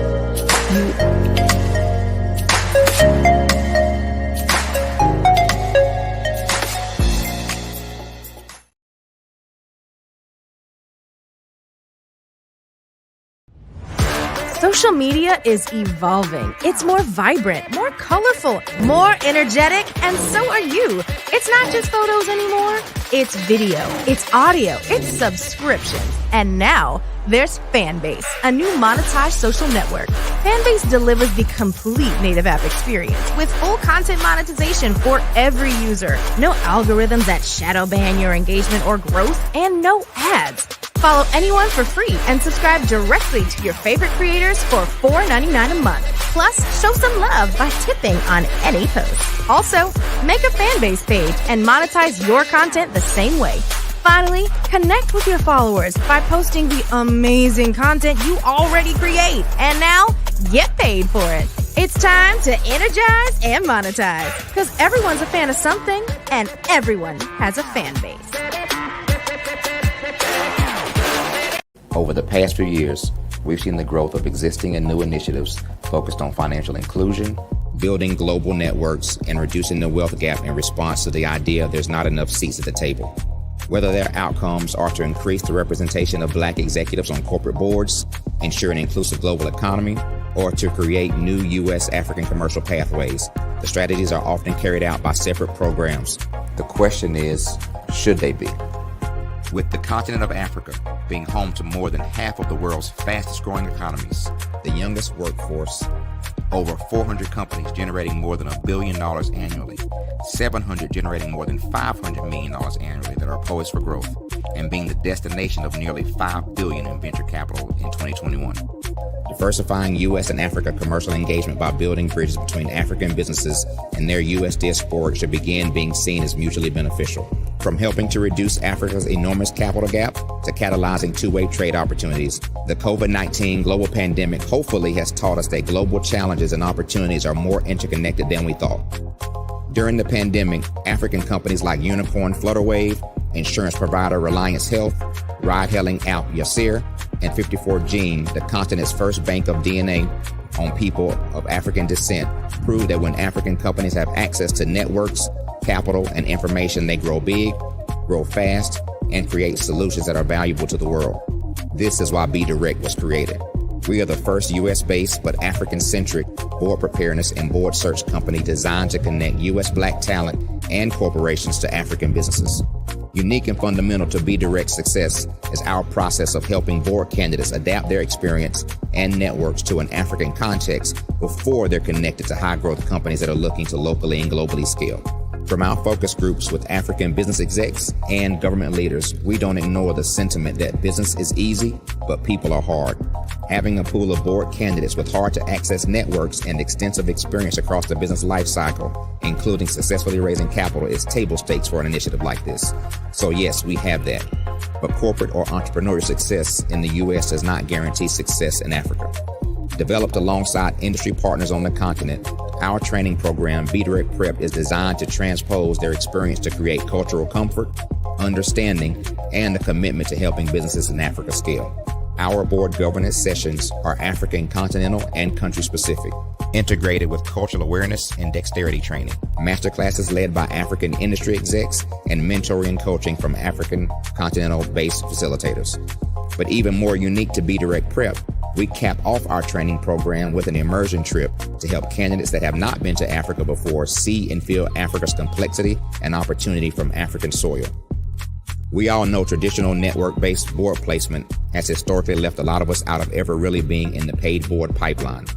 Our strategy supports the work of many great organizations that are successfully filling seats at U.S. board tables by creating more tables for those that are still left on the sideline. It's time to start seeing the role and value of U.S. Black talent and businesses on the continent of Africa differently. Old perceptions and habits limit economic inclusion. Let's transition Black talent and the African businesses they will support from the periphery of the global economy to its core. Living in a global lockdown, we all know now how fast local and global economies can change and see the value of having businesses that hire, strengthen local value chains, and even grow globally. Status quo in any form holds back progress. We must democratize U.S.-Africa commercial engagement by socially and economically connecting cultures that have long been disconnected. It's time for Africa's U.S. diaspora to redefine their global value by helping African businesses scale continentally and globally.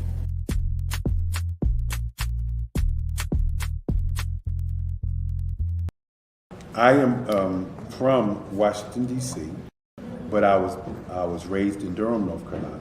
I came to Durham when I was about 5 or 6, and then I traveled back and forth to D.C. because it's where my people are from.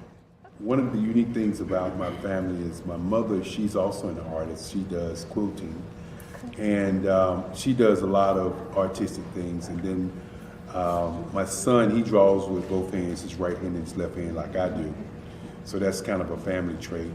And then my other son, he's a videographer, and my daughter, she works, she's a regional vice president for Sunglass Lab.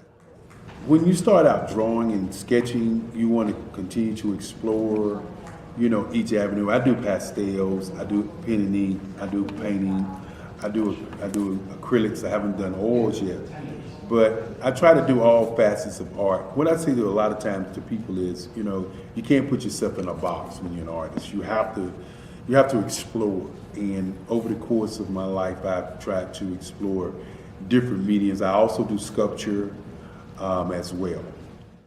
I choose my subjects by the intensity that they have in their faces or the intensity that somebody is moving, because I do more than portrait drawings. I also do I do abstract, and then I do figurative drawing also. Well, what happened in this particular show is that I started out trying to come up with something that would be a little bit different than what everybody else is doing. So I was working on a Barack Obama show, and they wanted me to do some paintings of Barack. And so what I did was, because of the deadlines, I kind of did it kind of fast. And then I realized when I was doing it fast, I enjoyed it.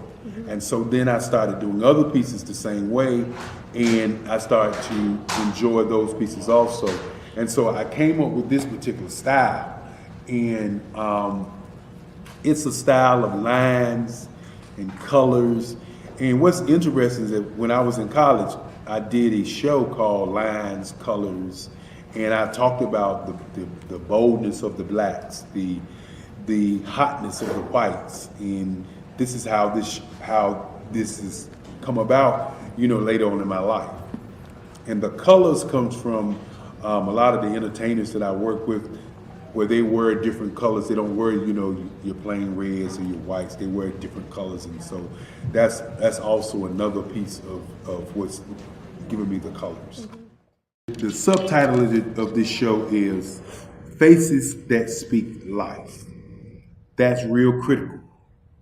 Faces that speak life. Each one of these pieces is a life source and a life energy that's being put on display for people that are looking at it. I always say in terms of my art, it's not important that I draw them. It's important what you get out of what I draw. I don't try to just draw it because you like it. People wanted me to do prints. I didn't do prints. You know, people want ask me to do different people, but the people that I choose are people that make a difference in the lives of people in the world. So the human landscape idea was, again, as I said, the lines represent your emotions, it represents your ideas, and it represents your journey as a human being. And that's why you get the different pieces and the different looks. And as you notice, I try not to do one look that looks alike another look. And that's what's the most important part of this show. Artist to me is a creative expression of something from nothing. You know, it explodes onto the canvas, or it explodes on in my work. One of the things that I try to do more than anything is I try to just give the lines and the movements and emotions and expressions into to what I do. Art really means to me a chance to express how I feel deep down inside. Most of my art begins as a thought that I might have, you know, whether it's sports, whether it's history, whether it's a woman or a man. It pretty much starts as an idea of thought before I get into the actual image of what I'm going to draw. I do a lot of historical pieces. I was a history minor in college, and I love to do history pieces.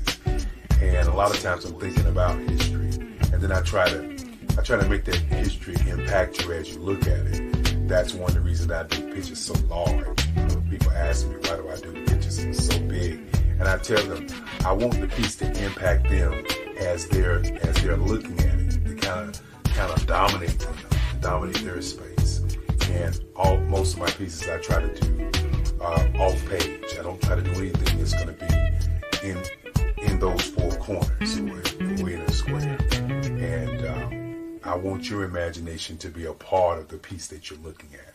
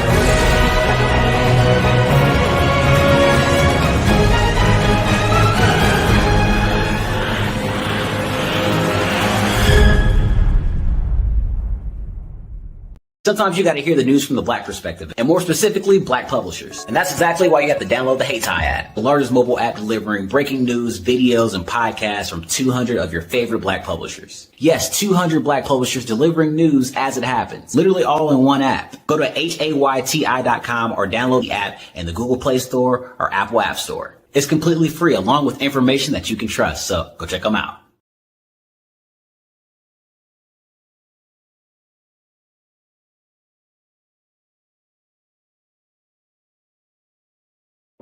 Ladies and gentlemen, and fellow professionals, please allow me to introduce myself. I am David Jones, the co-founder and CEO of the Hello LLC, where I am passionately dedicated to guiding individuals and businesses toward their own return on time investment. Time is my only competition. With over 20 years of experience as a corporate C-level executive, I bring a wealth of knowledge and expertise to the Hello LLC. My career journey has been marked by a relentless pursuit of excellence in marketing, strategy, and business management leadership. I have had the privilege of working with renowned Fortune 500 companies such as Xerox, American Airlines, Hilton, and Geico. However, what truly drives me is the transformational work we do at the Hello LLC. We are pioneering a new approach to business in the metaverse, where we empower businesses and individuals to build strong foundations, automate their processes and systems, while thriving in the ever-evolving digital landscape. More than just a 3D digital marketing agency, the Hello LLC is truly a community built on love, kindness, and integrity. We want more for you than from you. As I often say, collaboration is the new competition.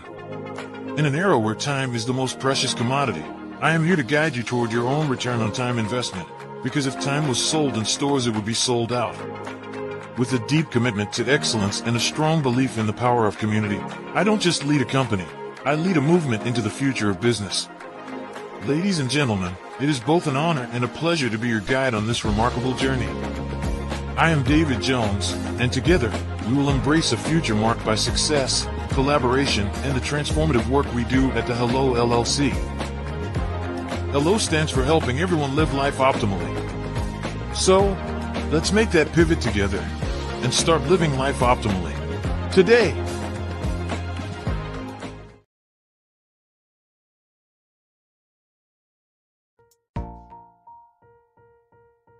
Have you ever seen a parent stressed out and needed a stress reliever with their child? One morning I was coming out of a store and saw a mother and her 3 or 4-year-old son. She was highly upset, actually beginning to yell at him. However, the more upset she became, it seemed the calmer the child became. He sat down on the sidewalk, crisscross applesauce, folded his arms, and looked up at her with a smile. You see, the angrier she became, the calmer he became, because he had the control of the situation. Hi, I'm Frizelma Lynn. I am the CEO and founder of Frizelma Teaching Parents, LLC. I'm a retired teacher, school district administrator, an author, speaker, and I am the parenting 911 coach. My mission is to rescue families by equipping parents with proven, effective, and practical strategies to enhance their parenting skills. Many times we as a society expect parents to teach, train, and raise their children without providing the necessary tools they need to accomplish this. However, parenting issues cannot be resolved without intervention.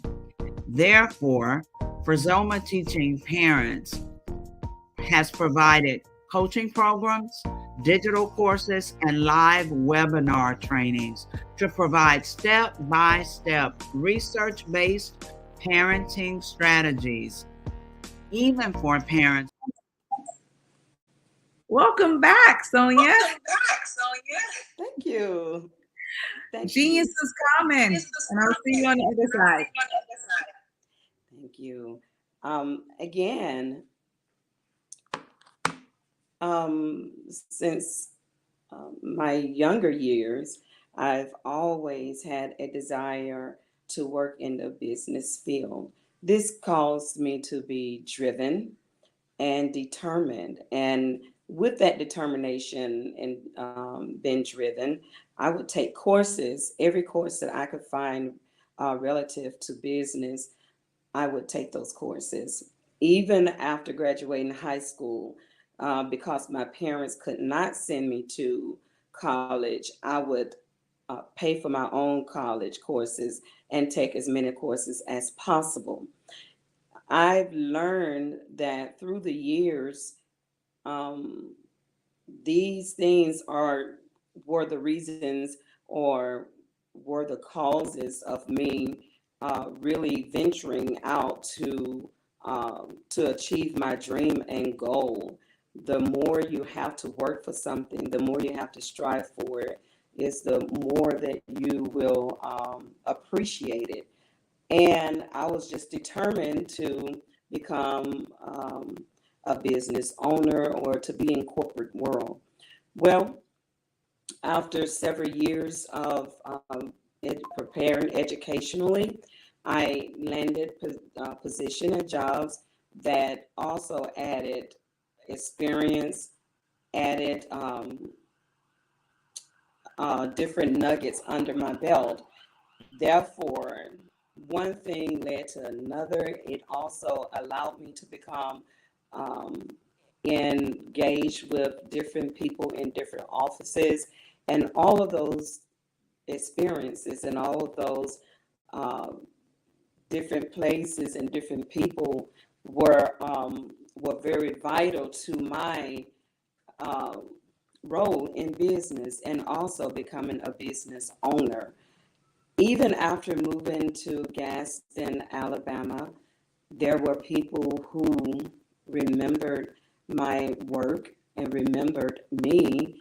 And as they began to venture out in their business, they would call me asking for advice or my expertise in starting up a business or even in proper development, because after moving here, I also have property management and development experience through the Greater Gaston Housing Authority. So this began, one thing led to another, and it began my journey in the field of business and property development. Everything that you experience, sometimes you feel that it's not good, or you wonder how that could really benefit you in your life. But everything that you experience has everything to do with where you're going. And I found that to be very true. Nothing is wasted. It all can play a part of your business. And so, or play a part of your dreams, should I say. And so, never become discouraged if something doesn't work exactly the way you plan, or if you feel life is not taking you where you want to go at that particular moment in time, because there's a purpose and there's a reason for it. Every experience prepared me for my place where I am now. How you doing, Miss Sonia? I'm good, thank you. You're good. Okay, good. I just wanted to jump in here with you because I hear you talking about your experiences, et cetera, and I wanted to know if it was okay with you if I asked you a few questions. Sure. Okay, excellent. Because everything that you do and how you pouring back into the world, I think it's important that we share all of that with me. So tell me more about how you got started in your business, and what's the name of that business and how you're working with people in the collective. The name of my business is SMC Management Solutions. I began my business basically during the COVID pandemic. That when there was such a surge of small businesses or people wanting to start owning their businesses.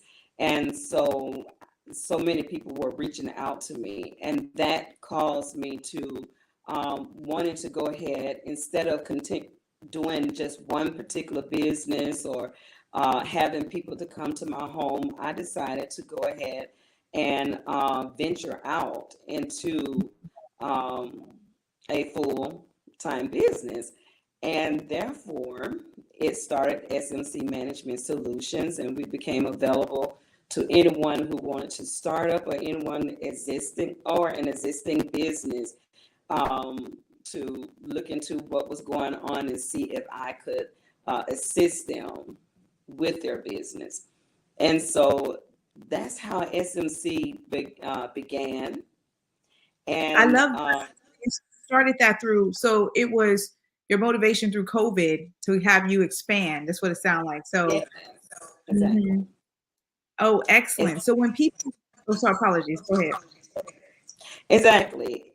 I've had and have over 20 some years experience in these areas, like I said, in business development and property development, but actually taking that risk and going out and venturing out into my own business. I played safe for a while, but and just decided to take that risk to go ahead and venture out. And I'm glad that I have, because it has allowed me to assist so many different people in ways that I probably wouldn't have been able to do had I not. Absolutely. You said something really important. You said that you played it safe in the beginning. And so there must have been something that motivated you to expand. So the question is, people who may be in your shoes now, right? And they need to seek out your resources. What would be like your 2 to 3 top tips if they feeling like they're playing it safe and they need to, get to you the coach? What would be your 2 to 3 top tips you would share with them? Well, one of the main tips is be ready to take that risk, knowing that life is all about risk. And don't be afraid of success or failure. Believe it or not, some people have anxiety of success as well as failure. And also counting up the cost, planning ahead, and just for myself, I've been planning this for so many years. So it wasn't an overnight thought and just jumped into it. I've been planning for years. And most people who are wanting to become business owners, somewhere down the line, they have already had a glimpse or had a desire, or even perhaps even have their name, the name of their business. They already know what they want to do. Is having the courage to actually do it is the main thing, or it's been the drawback. And so having a plan, knowing where you want to go, having a dream, knowing what it is that you're trying to attain, that gives you a goal. And then pursue it. Pursue it with all of your might. Pursue it with everything that you have. I love that. I love that. And it sounds like, with your business, you're supporting individuals to bridge this gap, right? So they may have to, they come to you, but you're knowledge. You support them to find that pathway. Yes, I do. I'm actually bridging the gap with them through city resources, other businesses who've been established for a while who can provide their resources or even some type of education, their knowledge. Also, assisting them through grant opportunities, helping them search for grant, apply for grants. So I'm basically providing any type of resource that will help them to get started, and also hands-on support. I provide that hands-on support where they're able to, it's not just something that they're having to go online or on. A lot of people still want that hands-on support, and they want to know that they can see and touch that person, be able to walk in and speak with someone, to sit down, and we provide that type of consultation. We also allow them to contact us at any point in given time. I really like that. I was about that. You answered my question because you're absolutely correct. Even though we're in a moving society is moving away with all this technology, et cetera, there's still a lot of people who, that sort of technology scares them. So to know that there's this way is actually really good. I'm sure for even some of the audience that's watching now. That is beautiful. So, Sonia, and can you tell us what is the best way for people to contact you if they are, if they have a dream, if they're in the dream, et cetera? What's the best way to get in contact with you and your colleagues in your business? Sure. Yes, you can find me online, SM Management Solutions, or you can find me on social media, SMC Management Solutions. Then you can also call me. My toll-free number is 877-572-8281. And you can find me at extension 1001. My local number is 277-6905. So I can be found at any of those locations. That is excellent. Thank you so much for sharing all that you do. Yes, thank Genius you. have come. You're welcome. And I'll see you on the other side. Okay, thank you. You're welcome. Thank you. A beautiful soul. All right. The Black Business Expo mission is to raise funds for high school seniors going to college or K through 12 entrepreneurs. This expo is a fundraiser for the students. You may go to www.blackbusinessexpousa.com to donate to the scholarship fund or use the Cash App that's somewhere on the screen. Our goal is to give laptops and up to $5,000 to 10 students. Students can register online at www.blackbusinessexpousa.com. Every dollar counts. So we want to remind you to donate to the scholarship fund. We want to thank our Black Business Expo USA sponsors and who are the NC100, Moody Capital Partners, Suede Soul, Lotus Ritchie Coaching and Training, Carolina, Virginia Minority Supplier Development Council, it's a mouthful, Step Management, the Hello LLC, Barbara H. Smith LLC, Margie McLean Foundation Incorporated, Genius is Common, Earth Essentials, 5-Star BDM Media, Mullane Shaney Global, Executive Women's Success Institute, The Quality Coaching Company, Superwoman Business Services, Creative Force Studios, Lee Entertainment, Artistic App Design, and the Black Business Expo USA. Genius is coming, and I'll see you on the other side.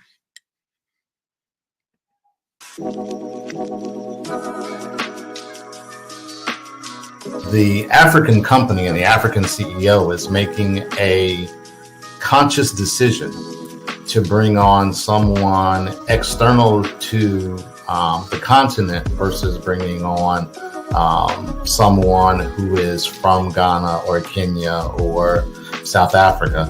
And so the skill sets of the people that we take through our executive leadership training program and ultimately on the placement, obviously have to be extremely high caliber. So what we look for are corporate executives at the vice president to C-suite level, as well as Black entrepreneurs. When we look at the Black corporate executives, we're looking for some very specific skill sets, whether that be around supply chain, sales and marketing, engineering, product development.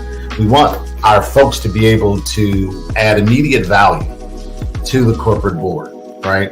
And the other thing is, even if they don't necessarily have specific industry experience, they're bringing a diversity of thought.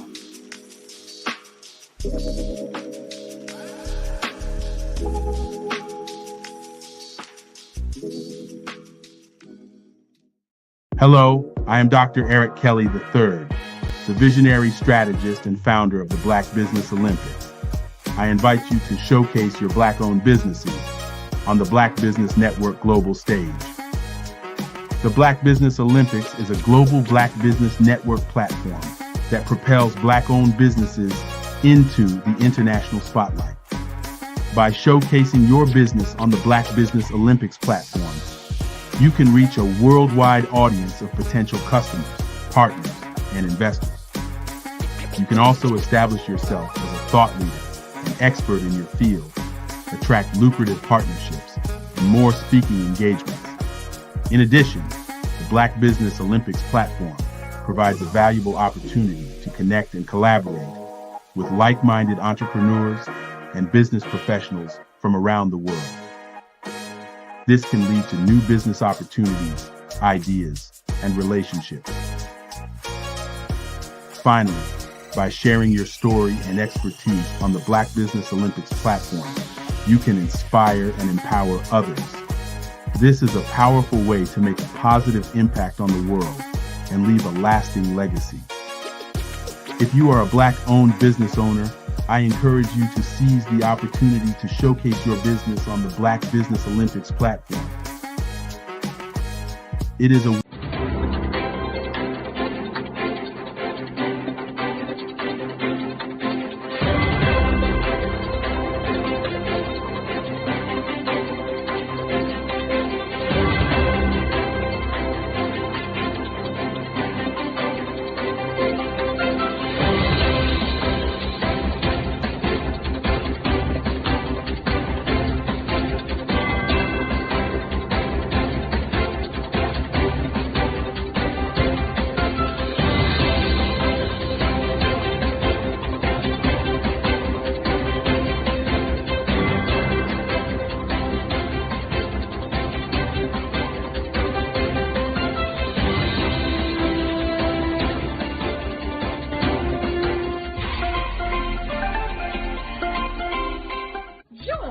Dr. Eric Kelly III and a host of phenomenal speakers from all around the globe for this 7-day virtual event that you don't want to miss. The mission of the Black Business Expo is to raise scholarship money from kids all the way from high school all the way from college. The Black Business Olympics is one of the largest Black business showcases in the world. It is an opportunity for businesses and companies to showcase their businesses globally. We are going to be giving away laptops up to $5,000 away to students. Again, I'm Olivia Appleberry, the founder of 2 Cents Finance and one of the speakers for the expo. I am so excited to see you there. For more info, go to www.blackbusinessexpousa.com or call 919-308-9090 and hope to see you there. I am Black Business. From the moment I wake until the time I sleep. Yes, I am Black Business. I am Black Business. Tell me, are you Black Business? I am Black Business. Do you support Black businesses? Listen, I support Black business because I am Black Business. Black Business Expo, one of the largest business showcases in the history of Black business in the world. The world! Sign up today at www.blackbusinessexpousa.com or call 919-308-9090. I am Black Business. I am Black Business. From the moment I wake until the time I sleep, I am Black Business. I am Black Business. Are you Black Business? I am Black Business. Do you support Black businesses? I support Black business because I am Black Business. Black Business Expo, one of the largest business showcases in the history of Black America in North Carolina. Sign up today at www.blackbusinessexpousa.com or call 919-380-9090. I am Black Business. I am Black Business. From the moment I wake until the time I sleep, I am Black Business. I am Black Business. Are you Black Business? I am Black Business. Do you support Black businesses? I support Black business because I am Black Business. Black Business Expo, one of the largest business showcases in the history of Black America in North Carolina. Sign up today at www.blackbusinessexpousa.com or call 919-380-9090. I am Black business. I am Black business. From the moment I wake until the time I sleep, I am Black business. I am Black business. Are you Black business? I am Black business. Do you support Black businesses? I support Black business because I am Black business. Black Business Expo, one of the largest business showcases in the history of Black America in North Carolina. Sign up today at www.blackbusinessexpousa.com or call 919-380-9090.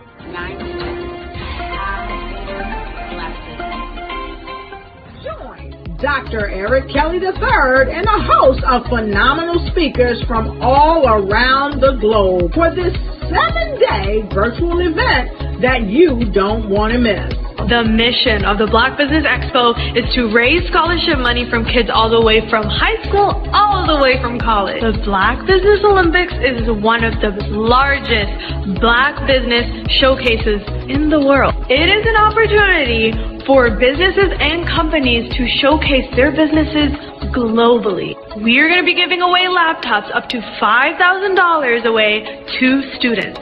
Again, I'm Olivia Appleberry, the founder of 2 Cents Finance and one of the speakers for the expo. I am so excited to see you there. For more info, go to www.blackbusinessexpousa.com or call 919-308-9090 and hope to see you there.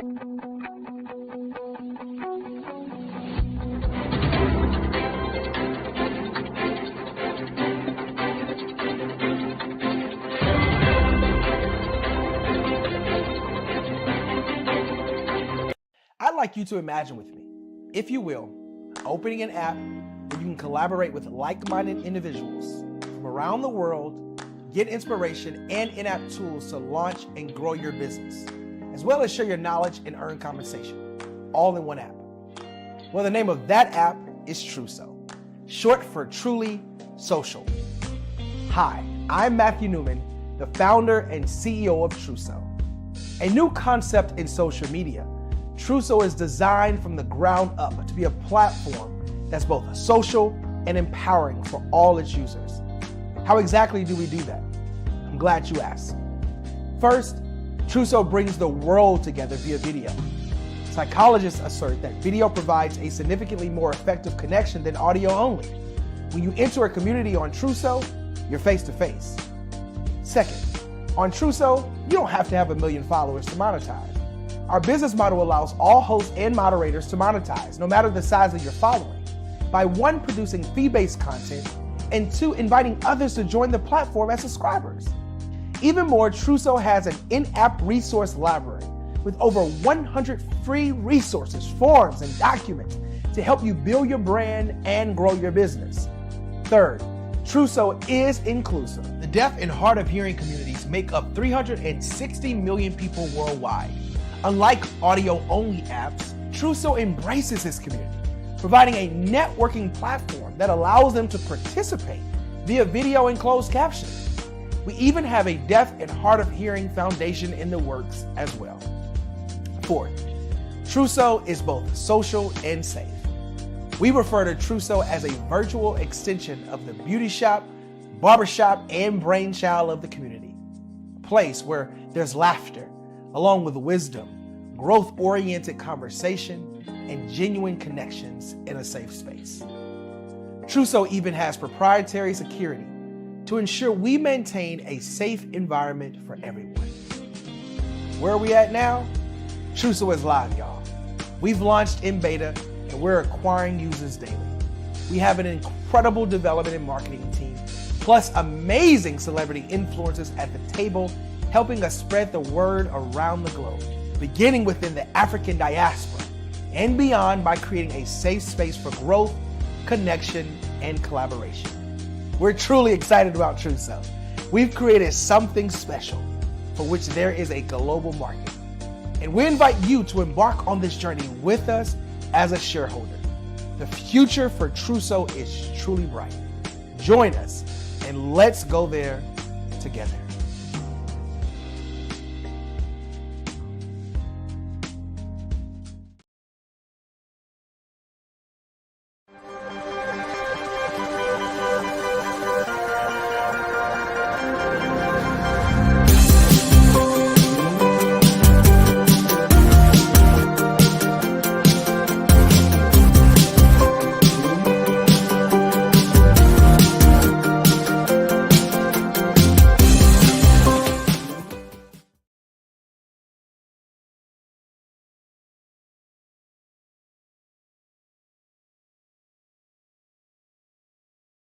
Content creators, welcome to Fave Unite TV.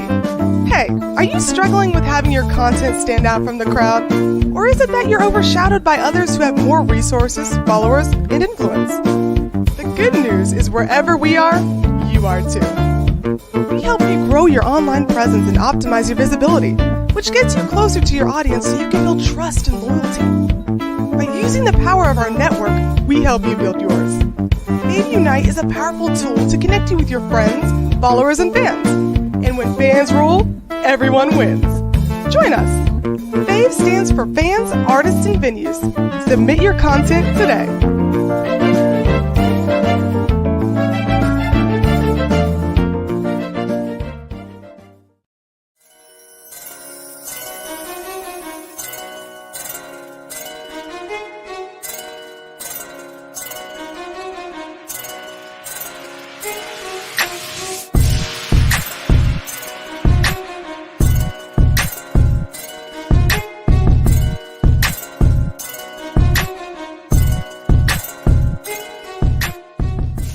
And then there were 12.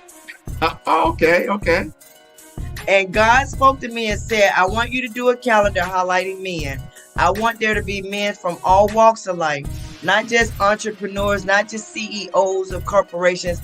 I want you to bring good fathers, good husbands, good teachers, good coaches, athletes, CEOs, entrepreneurs. I want you physicians, attorneys. Bring them together. They will formulate relationships that they never otherwise would have formulated because we tend to stay in our own circles.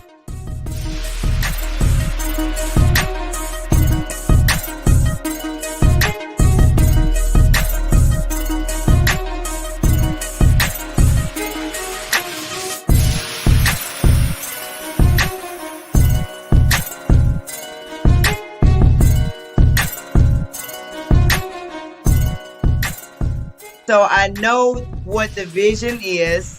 I know my instructions. And that's why every year I stretch myself even further.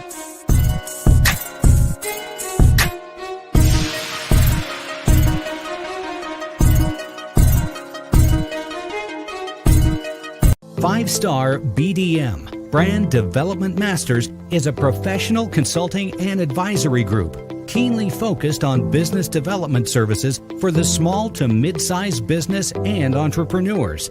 Although every business is unique, they often share business development challenges that can be addressed through smart branding. Services include process improvement and operations, digital strategy and transformation, business intelligence, digital marketing, and personal branding. Our business and personal branding company has helped a number of professionals and organizations to optimize and grow. This results in more business, more opportunities, better reach, positive outcomes. Visit www.fivestarbdm.com today to learn more. You are in the right place at the right time. The Black Business Network opens again for its Black Business Olympics, a 24/7 broadcast on business, strategies, global branding, social media marketing, finance, advertisement, and much, much more.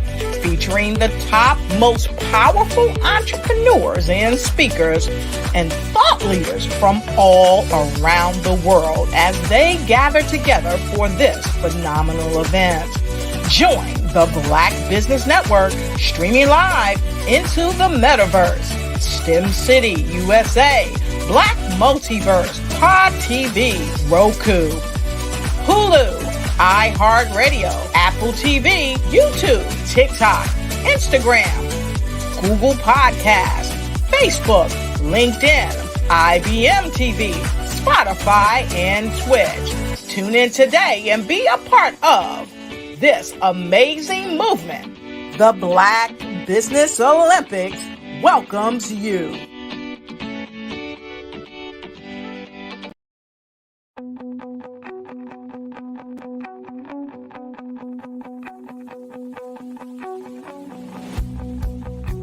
I am Black Business. From the moment I wake until the time I sleep. Yes, I am Black Business. I am Black Business. Tell me, are you Black Business? I am Black Business. Do you support Black businesses? Listen, I support Black business because I am Black Business. Black Business Expo. One of the largest business showcases in the history of Black business in the world. The world! Sign up today at www.blackbusinessexpousa.com or call 919-308-9090. I am Black Business.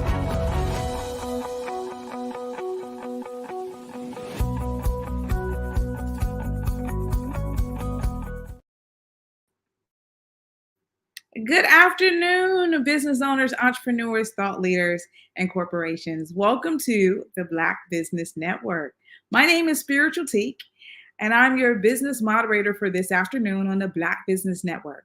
The Black Business Network is a 24-hour business network showcasing Black businesses, Black owners, entrepreneurs, and thought leaders worldwide. We have speakers from North Carolina, London, Singapore, Africa, Japan, and cities all over the United States. The Black Business Network is a global community sharing its business knowledge to empower, inspire, and educate businesses about business. Our next keynote speaker is Taria Hodge. Taria Hodge is the owner of Mayaba Consulting Services, and founder of Social Media Saturdays and Serve, Share and Shine. Online platform committed to helping others, coaching, consultants, and thought leaders share their authentic message in the marketplace. Our commitment is to help you discover the brand story that reveals the lesson learned at times in your life where you found the courage to show up and shine.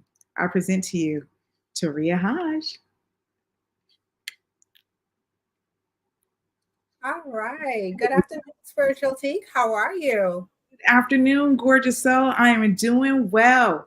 Genius is coming, and I'll see you on the other side. Thank you. Thank you. Are you struggling to grow your social media following despite your consistent effort? If that's you, I want to let you know I totally understand because I've been there before. Or perhaps maybe you lack proven strategies to help you attract your ideal audience and increase your engagements. Now, I know that this is one of the issues that's faced by many entrepreneurs. So if you can identify with any of those two questions and you answered yes, then this conversation is for you. Today, we're going to sit back and we're going to talk about 3 proven strategies to amplify your influence on social media. Now, how many of you feel frustrated with social media times? And it's okay. And if you feel frustrated, just go ahead, utilize the comments. I always like to know who's out there with me. Utilize the comments and let me know if social media has been an area of frustration for you. And like I said before, I totally get it. It's so easy for frustration to creep in and set in when you feel like your social media presence is stagnant or you are not getting the results that you desire. So whether this is on your business pages, no matter the platform that you're on, or perhaps even if you're in your community and you're running online communities, the lack of visibility and direction can take a toll on your confidence and your morale, leaving you to question your efforts and the way that you are doing things on social media. So this conversation is for you today. If you are absolutely ready to shift gears and level up your presence online, this is for you, whether you are a seasoned coach or consultant, or you even consider yourself a content creator, or you are just starting out on your journey. What I'm going to share with you today will help you take your online presence to the next level.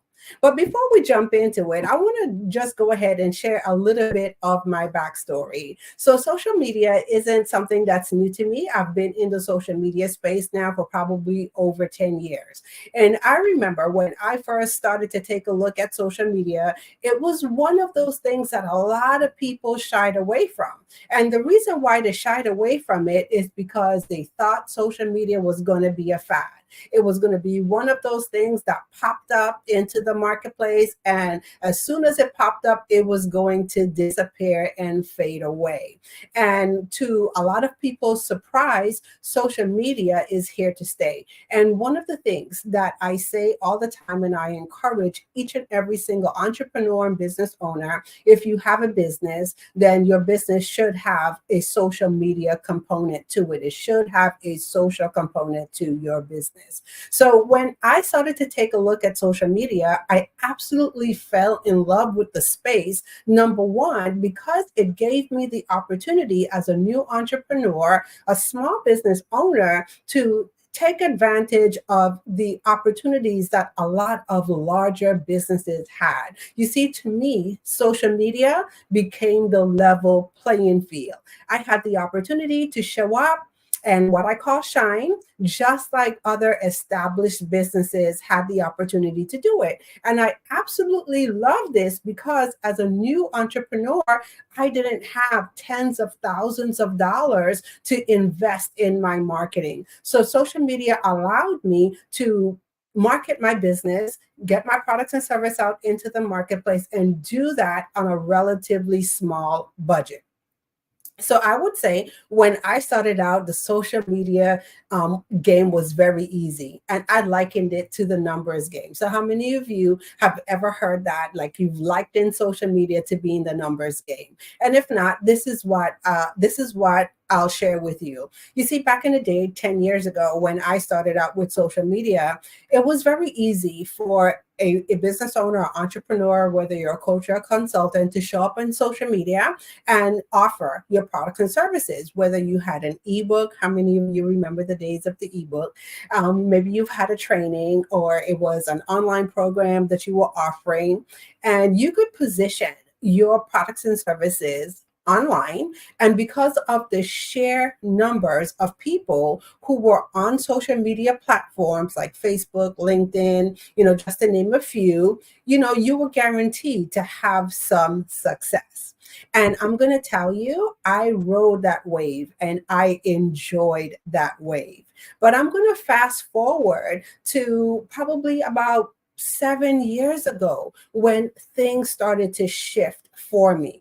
And when I say things started to shift, I started to notice things like my engagement were going down on social media. The ease of which I could generate revenue on social media started to change. And I had to sit back and ask myself the pertinent question is, what happened? What changed on social media? And the biggest thing that I noticed is that there were more players in the game. There were more players on the field. So as social media became this thing where a lot more entrepreneurs, business owners realized that it's not going away and it's here to stay, more people started to enter into the social media realm and position their products, their services, in the online space. And so what that said to me is that I had to learn to do things differently. And as I started to unpack this in my business, what I realized is that I was actually starting at the very end of a process. So how many of you know that there's actually a process, to social media and a process to what I call social selling? And so no wonder my efforts weren't yielding the results, or they have stopped yielding the results that I desired, because you see, at the time I was just riding the wave of success, but not really paying attention that there's an actual process that would allow success to continue. So that's what we're going to spend some time talking a little bit about today. And so I'm going to go back to the beginning, or share with you my journey back to the beginning. And so one of the things that I've learned, like I said, there is a process. I was actually starting at the very end of the process, which is social selling. And so once again, we take a look at social media platforms, whether you are on Facebook, you're on LinkedIn, you're on TikTok. As business owners, one of the questions we always want to ask ourselves as we partake in these platforms, what's the revenue? What's the return on investment that we're going to get? And so a lot of times we look at the return on investment as money, but also your return on investment can be time as well. So the time, the energy, the money, the other resources that we're putting into social media platforms, are they allowing us to yield the desired results? And so as I started to look at this, one of the things that I've learned is that there are actually 5 stages that an entrepreneur, business owner need to go through that would allow them to have effective social media marketing. Okay. And so what I'm going to do, I'm just going to give a brief overview, of the 5 stages, but there's one particular stage that I want to pay attention on today. And so if you've never heard this, there's actually some things before you get to the social selling part on social media online. You actually need to implement active social listening. And social listening is one of the things, like, I liken to putting your ear on the ground on these social media streets and gathering intel on your audience. Next, we have social influence. And social influence is all about how you show up as a resource in the marketplace and inspire your audience to action. And then social networking is all about how do you network and you collaborate with others to increase your footprint on social media or increase your online presence. And then once those 3 things happen, you have a very fertile environment for social selling to occur. But now it doesn't stop there. There's the 5th step, and the 5th step is social follow-up. And so a lot of times what I find people do is that they do a wonderful job in making online connections, but they fail to take their connections offline. But we're not going to dive too deep today into each of those 5 steps. There's one particular step today that I want to focus on, because I think it's so important for us as the business owners to really understand that, or understand this step. And this step that we're talking about today is social influence. So before we jump into the things that I'm going to share with you today, let's take a minute to define social influence. So social influence is all about establishing your authority on social media through the distribution and the sharing of valuable content. In other words, simply put, it's all about how you show up in the marketplace as the expert. So as we take a look at social influence gives us the opportunity to do 3 specific things. And the first thing it allows you to do is be able to establish your authority in your niche. Because once again, we all want to be known for something. We want to be known for what we do in the marketplace and what we do in our business. And then also the second thing social influence will give you the opportunity to do is to be able to share valuable content to educate and engage your audience. And then lastly, social influence gives you the opportunity to influence decision-making through how you show up. Influence decision-making through your influence. Okay. And so we're going to specifically cover 3 things in our conversation today. So the first thing that I'm going to cover is the 3 things, as a coach or a consultant that you should be honing in on while you're on social media. And then secondly, I'm going to cover what you need to consider before you share content online. And then lastly, I'm going to share with you the secret to having more visibility online. So let's go ahead and jump right in. So the first thing that I want to really sit and have a great discussion around is the 3 things as a coach or a consultant that you should be honing in on when you are on social media. And I know for some of you, these things will just be a refresher. So meaning they're things that might not be new to you in hearing them, but the question always becomes, how well are we doing these things in our business? So the first thing that you should be considering or honing in on is your audience. And so a lot of times I see people kind of jumping over the importance of identifying who their people are on social media, or who are you speaking directly to on social media. So have you sat down and taking the time to understand and know exactly who your target audience is on social media? How do you hone in on your people? Now, I know this is one of the things, if you've ever taken a marketing class, Marketing 101, one of the things they encourage us to do is to take a look at who our ideal clients are. Okay.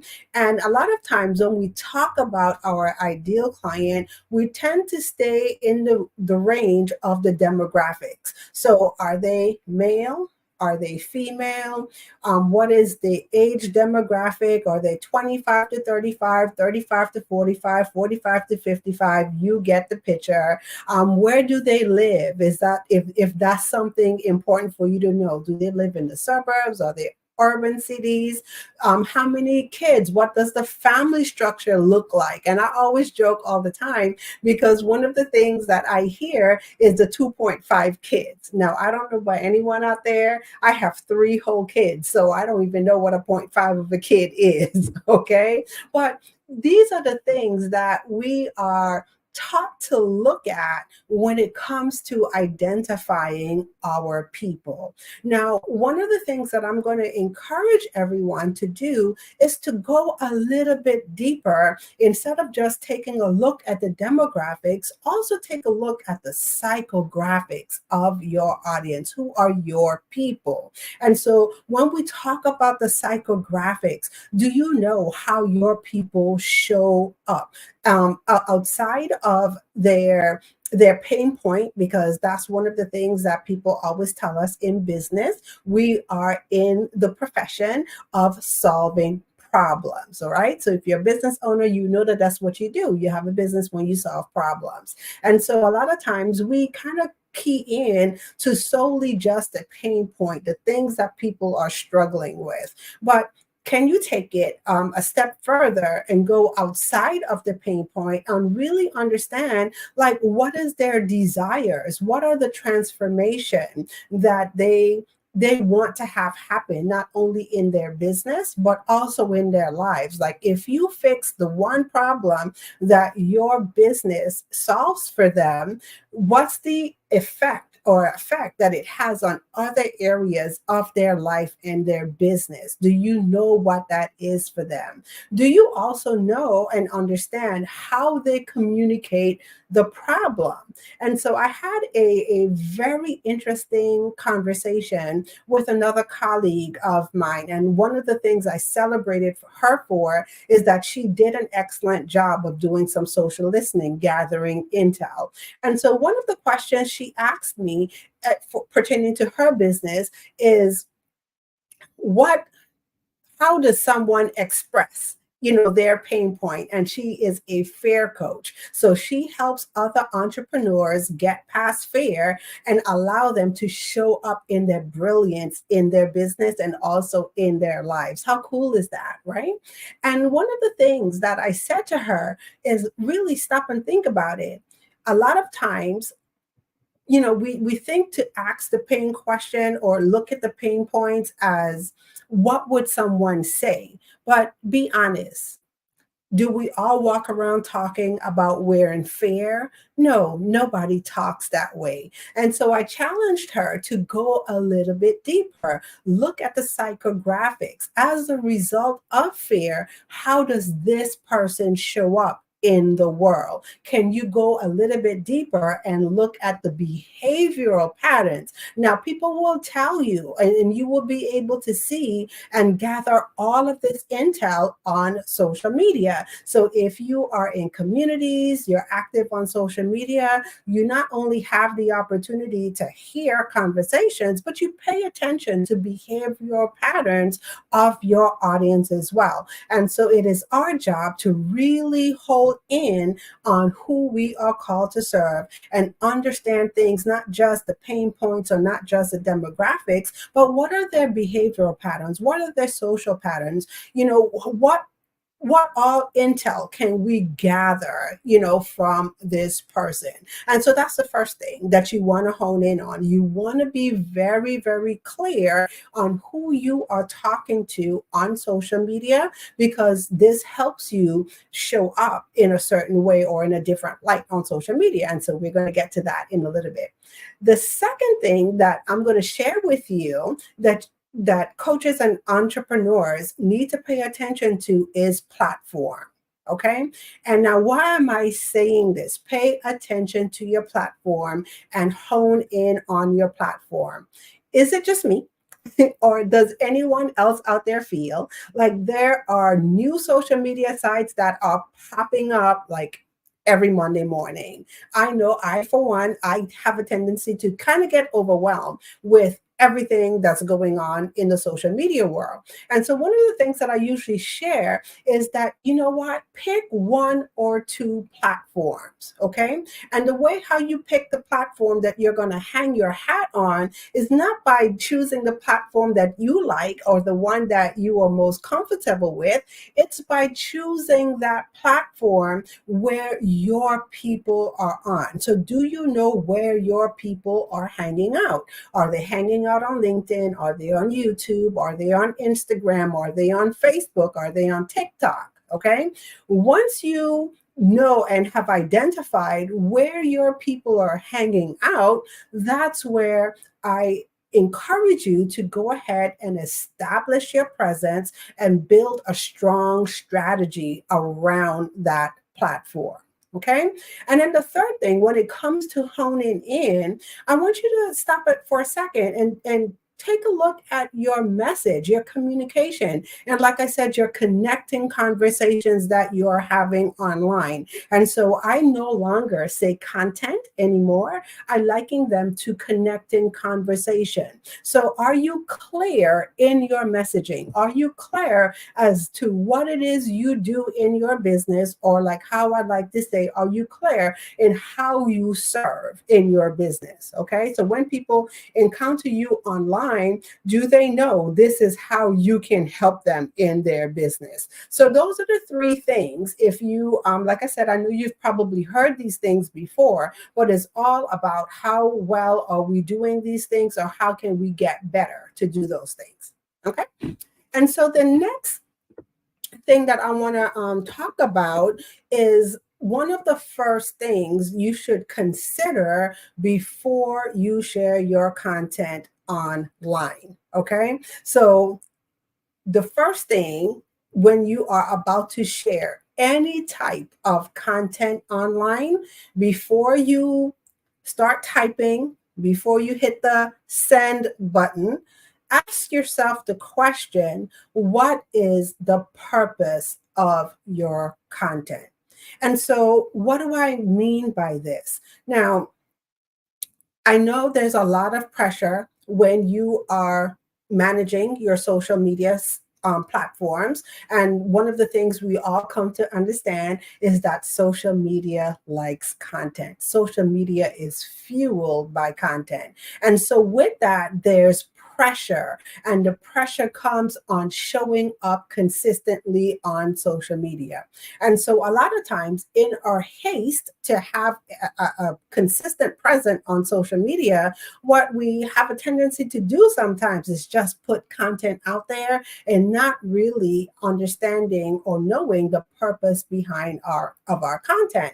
And this is where your planning comes in. And so this is one of the things that I encourage all of my clients, colleagues, to do, is to know the purpose of your content. Do you know what cycle you are in your business? So are you in the awareness cycle where you are creating brand awareness and you are creating connections in your business? Are you going into a nurture cycle? Are you in a promotional cycle? What cycle are you in? And then as you know what cycle you're in your business, based on the goals that you are achieving in your business or you want to achieve in your business, then you have the opportunity to sit and better plan your content. And so as you write your content calendar, maybe you're creating your calendar for the month.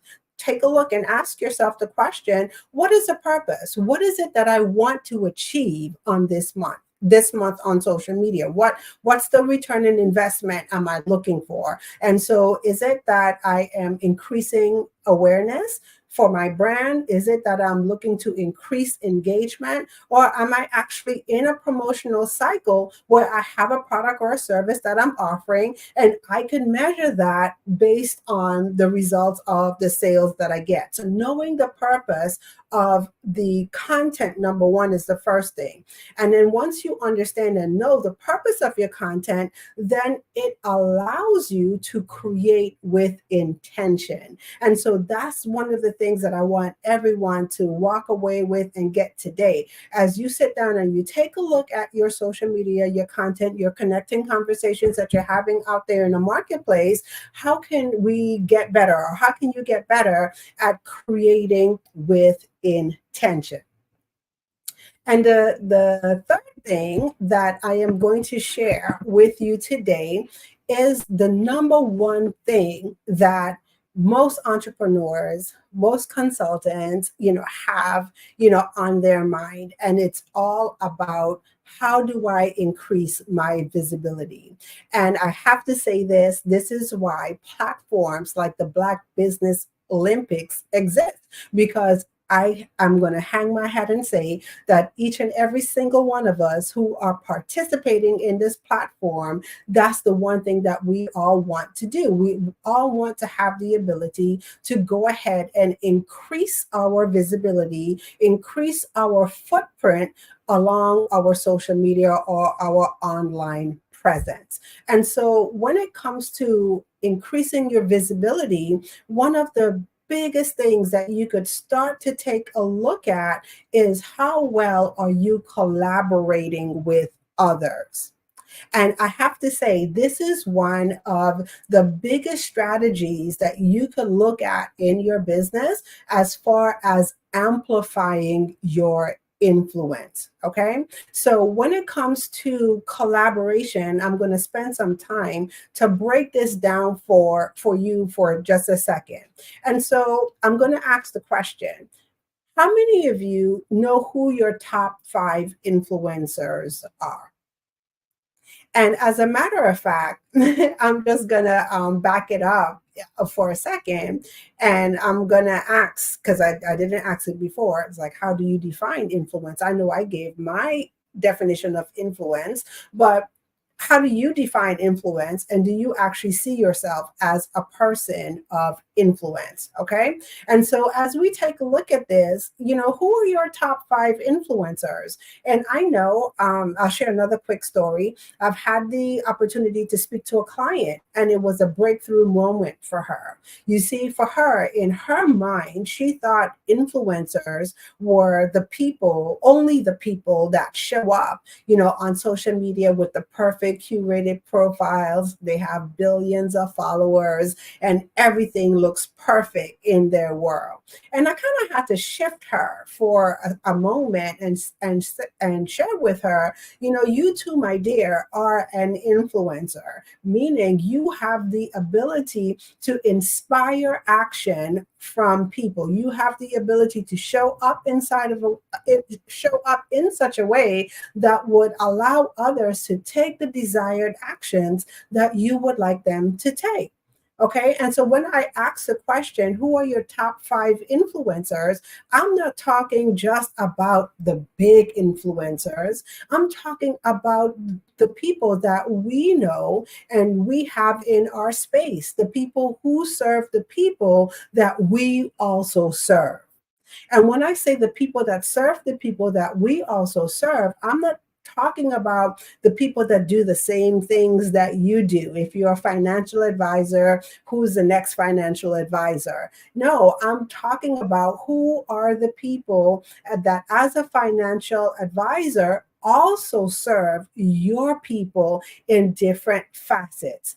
And then once you have identified who those people are, how well are you creating opportunities to, number one, network, and then also build relationships with those people that they would allow you to increase your footprint on social media. Okay. So if you have not thought about that question before in identifying your top 5 influencers, people who have your audience of people, that's one of the things that I'm going to encourage you to do today. Start to identify a list of people who serve the people that you desire to serve in the marketplace.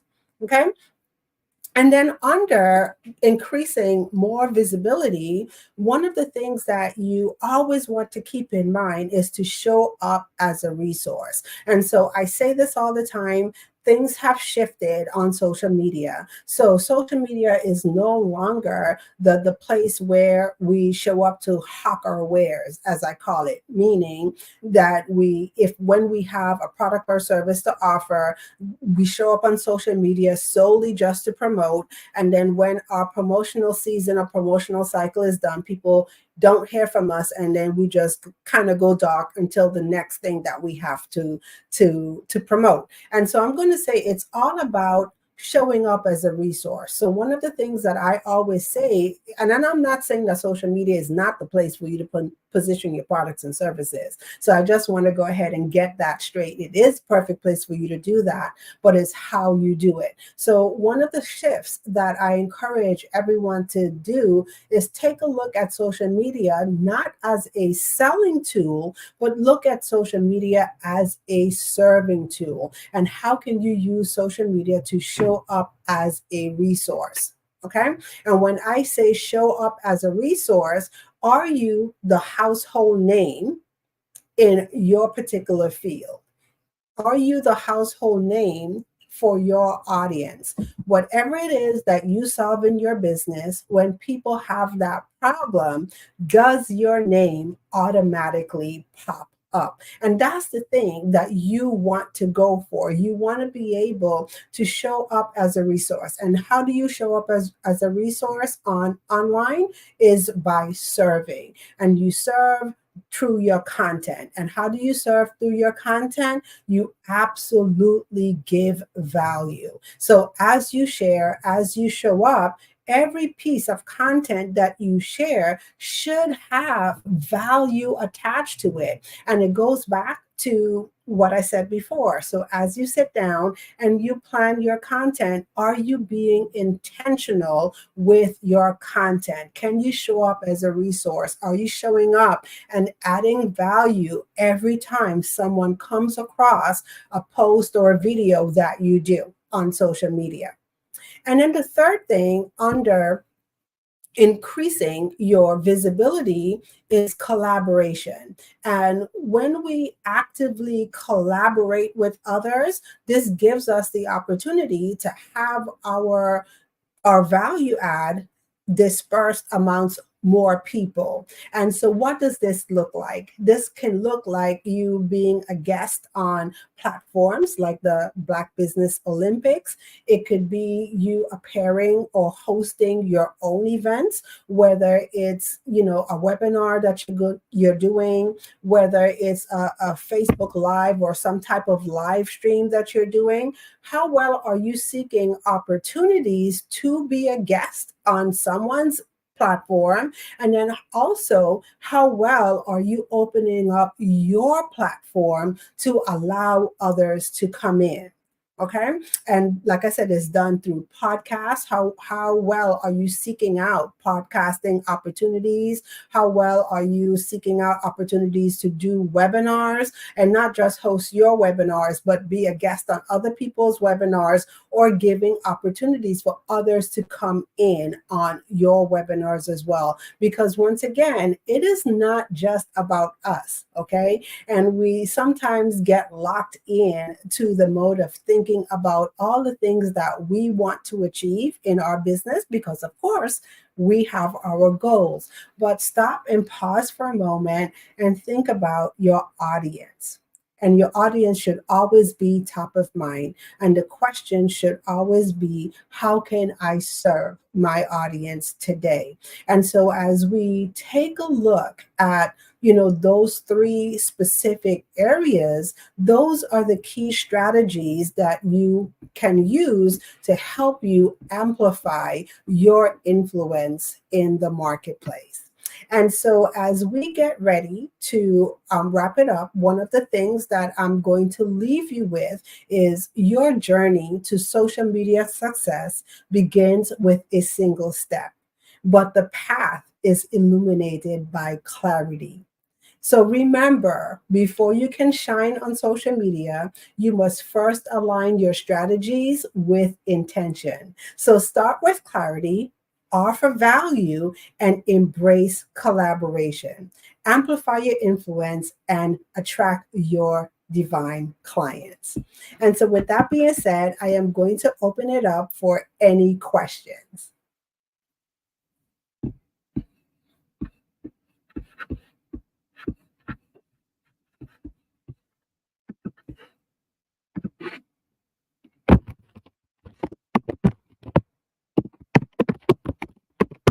Okay.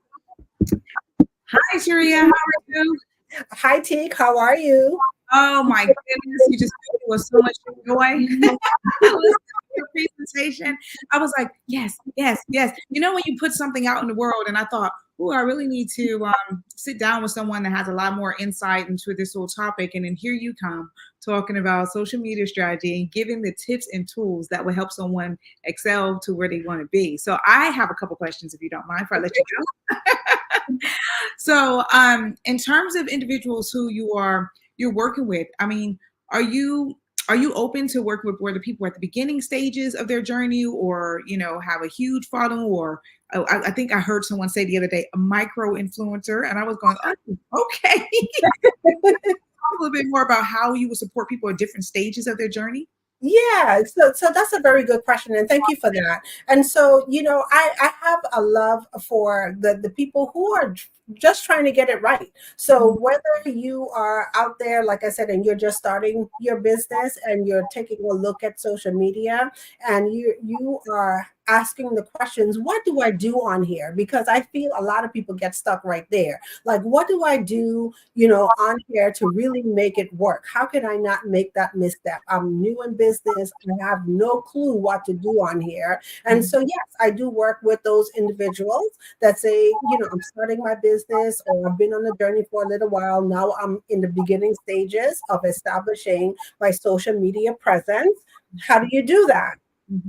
And then you have others who have been on social media for quite some time and, experience the same, issue I had. Like I said, I started off back in the beginning where, things were easy. You had a $10, ebook and you were in the money back then, and things have shifted. And so people also come to me for a revamping of the strategies. Okay. So maybe they're looking to grow their business in another way. They're looking at different things that they do. So what are the strategies that you can put in place that will always align with your business goals? Okay. So whether you are, like I said before at the top, whether you are a new person, in business, or you're seasoned, it's all about looking at what does that social component for your business look like, and then what are the strategies that you can implement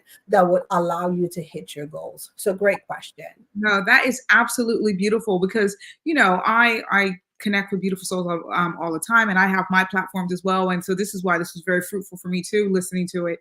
And it's good to know that you're supporting people in the beginning where it might feel like a little bit more, anxiety, because it can be overwhelming, all these different platforms. I think I get lost in all the different platforms myself. But equally, I love that how you are able to support people to scale, or do that facelift, revamp from where they are, but still keeping that authentic message. And I think that's the key anyway, because I think I loved your question when you said, well, what is your purpose for whatever you're about to put out? What is your purpose for putting it out? And that is so key. That is so key. So before I let you go, please dive into, I've already taken your details, so but how everyone that's watching can find you, the best way you will want them to connect with you. Let us know your purpose channel. Yeah. So one of the best ways you could connect with me, I could be found on also, well, I shouldn't say all social media platforms, because definitely not all, but Facebook, Instagram, LinkedIn, I am Turia Hodge. And so if you just search my name, you will find me. The place that I enjoy hanging my hat is on Facebook. That's where my community is. And the name of the community is called Storytelling for Super Achievers. And I would like to offer the audience today a gift. And so one of the things that I have the opportunity to do in the vein of collaboration, I have the opportunity to collaborate with Suzanne Hart, and she is speaking and storytelling from a mindset perspective, right?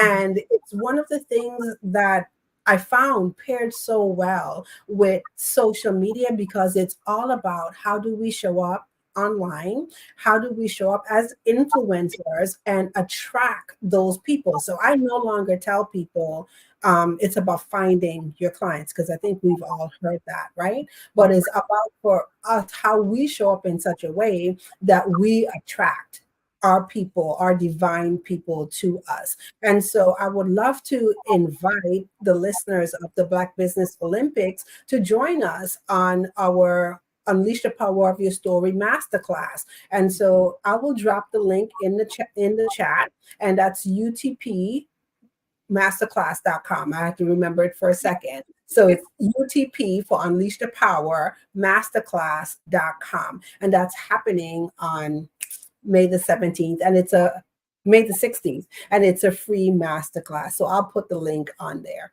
That is amazing, Turia. It's been a pleasure having you here on the Black Business Network, and I'm sure we'll be collaborating and speaking soon. Have a beautiful, blessed day. All right. Jesus is coming, and I'll see you on the other side. All right. Thank you. The Black Business Expo mission is to raise funds for high school seniors going to college or kindergarten through 12 entrepreneurs. This expo was a fundraiser for students. You may go to the www.blackbusinessexpousa.com to donate to the scholarship fund or use the Cash App that's somewhere on the screen. Our goal is to give laptops and up to $5,000 to 10 students, and students can register online at www.blackbusinessexpousa.com. Every dollar counts. So we want to remind you to donate to the scholarship fund.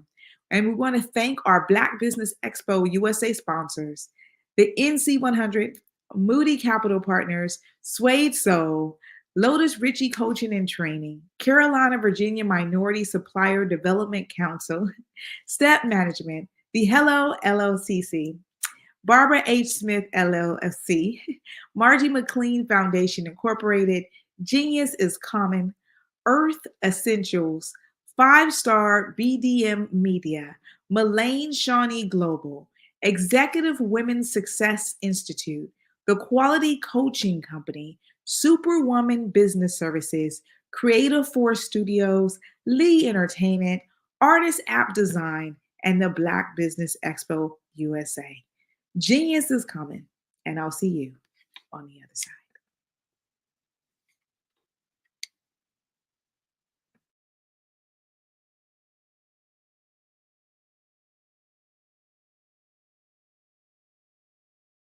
Absolutely. So our coaching program help people that have the lack of time, that lack strategies, and lack the confidence to go after their dream life. So we help them implement tools. We help them implement, I love to leave the inherited lack of finances or the education behind finances. But it wasn't until I lost my firstborn, my only son, that life changed for me.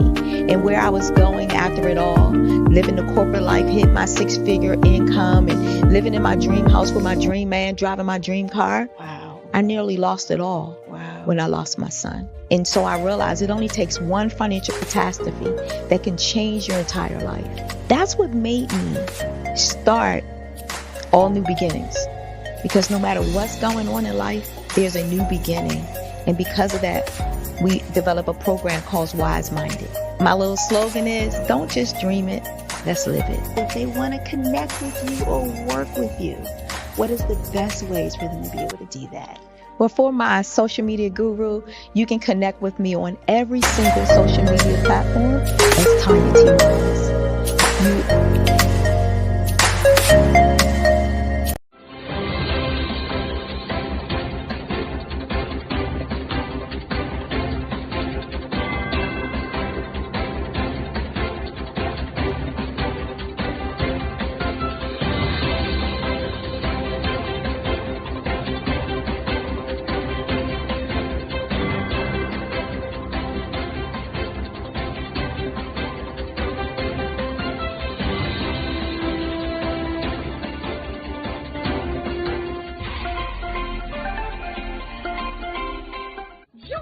Dr. Eric Kelly III and a host of phenomenal speakers from all around the globe for this 7-day virtual event that you don't want to miss.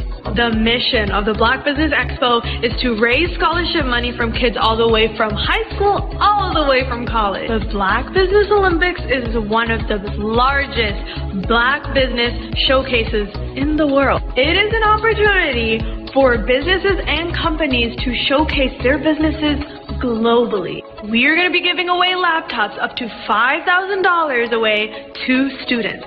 Again, I'm Olivia Appleberry, the founder of 2 Cents Finance and one of the speakers for the expo. I am so excited to see you there. For more info, go to www.blackbusinessexpousa.com or call 919-308-9090 and hope to see you there. I am Black Business. From the moment I wake until the time I sleep. Yes, I am Black Business. I am Black Business. Tell me, are you Black Business? I am Black Business. Do you support Black businesses? Listen, I support Black business because I am Black Business. Black Business Expo, one of the largest business showcases in the history of Black business in the world. The world! Sign up today at www.blackbusinessexpousa.com or call 919-308-9090. I am Black Business. I am Black Business. From the moment I wake until the time I sleep, I am Black Business. I am Black business. Are you Black business? I am Black business. Do you support Black businesses? I support Black business because I am Black business.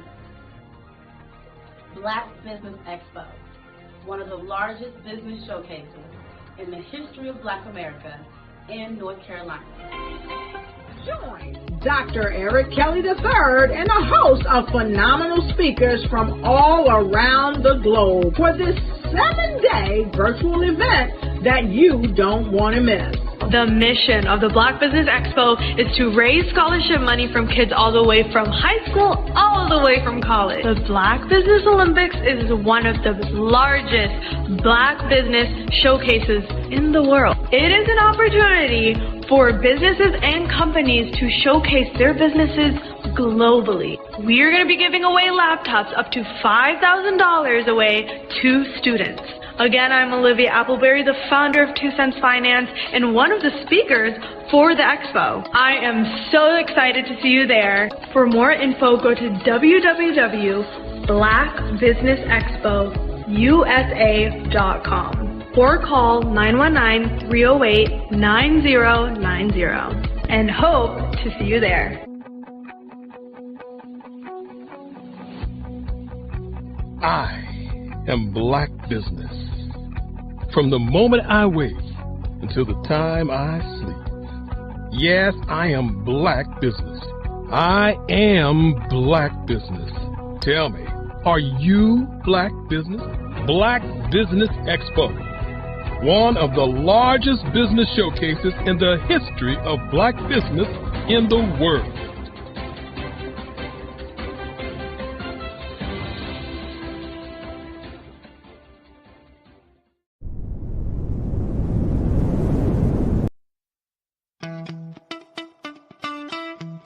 How many times have you been asked to help someone you didn't even know, a student, a business entrepreneur, or did you ever even ask, where did they end up?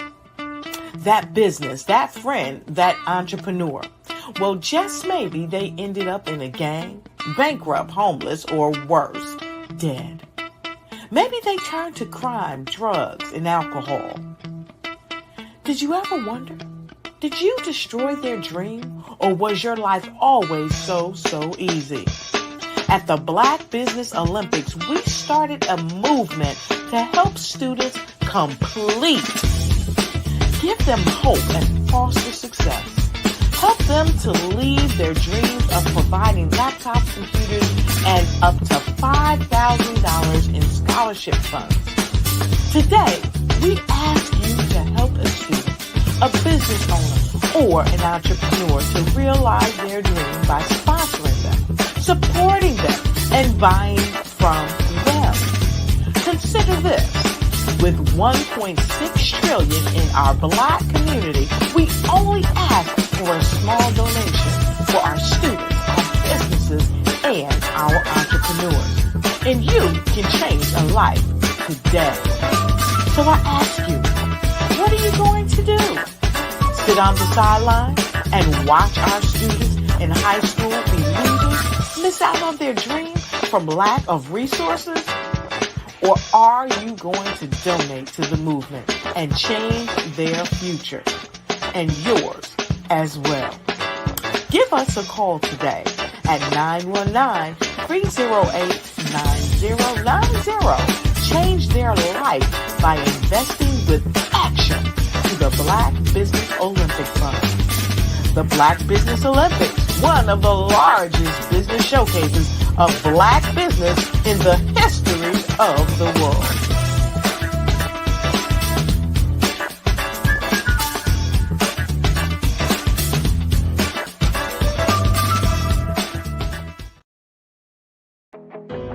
I am Black business. From the moment I wake until the time I sleep, I am Black business. I am Black Business. Are you Black Business? I am Black Business. Do you support Black businesses? I support Black business because I am Black Business. Black Business Expo, one of the largest business showcases in the history of Black business in the world.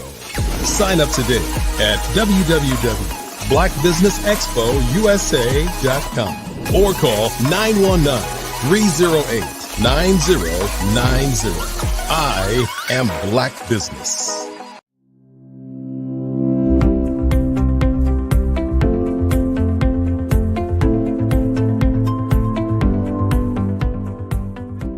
Oregon's it's a beautiful state, and we've talked before this. And I came from California originally, so it's golden hills compared to lush green forest. So it's a beautiful state. It's very beautiful.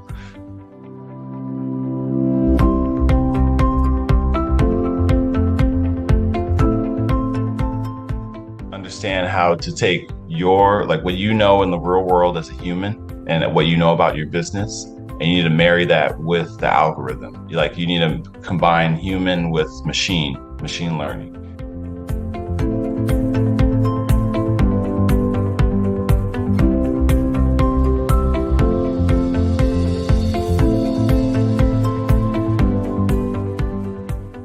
I was always attracted to the psychology, behind digital marketing and why do people do the things they do.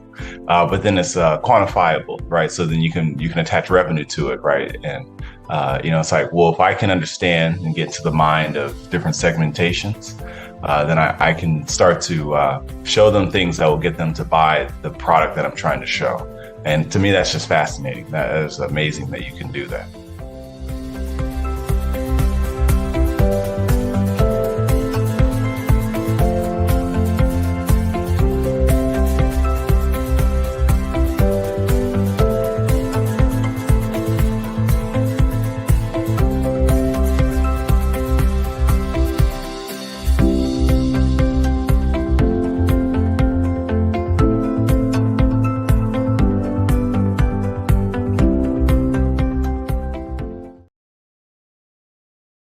Over the past few years, we've seen the growth of existing and new initiatives focused on financial inclusion, building global networks, and reducing the wealth gap in response to the idea there's not enough seats at the table.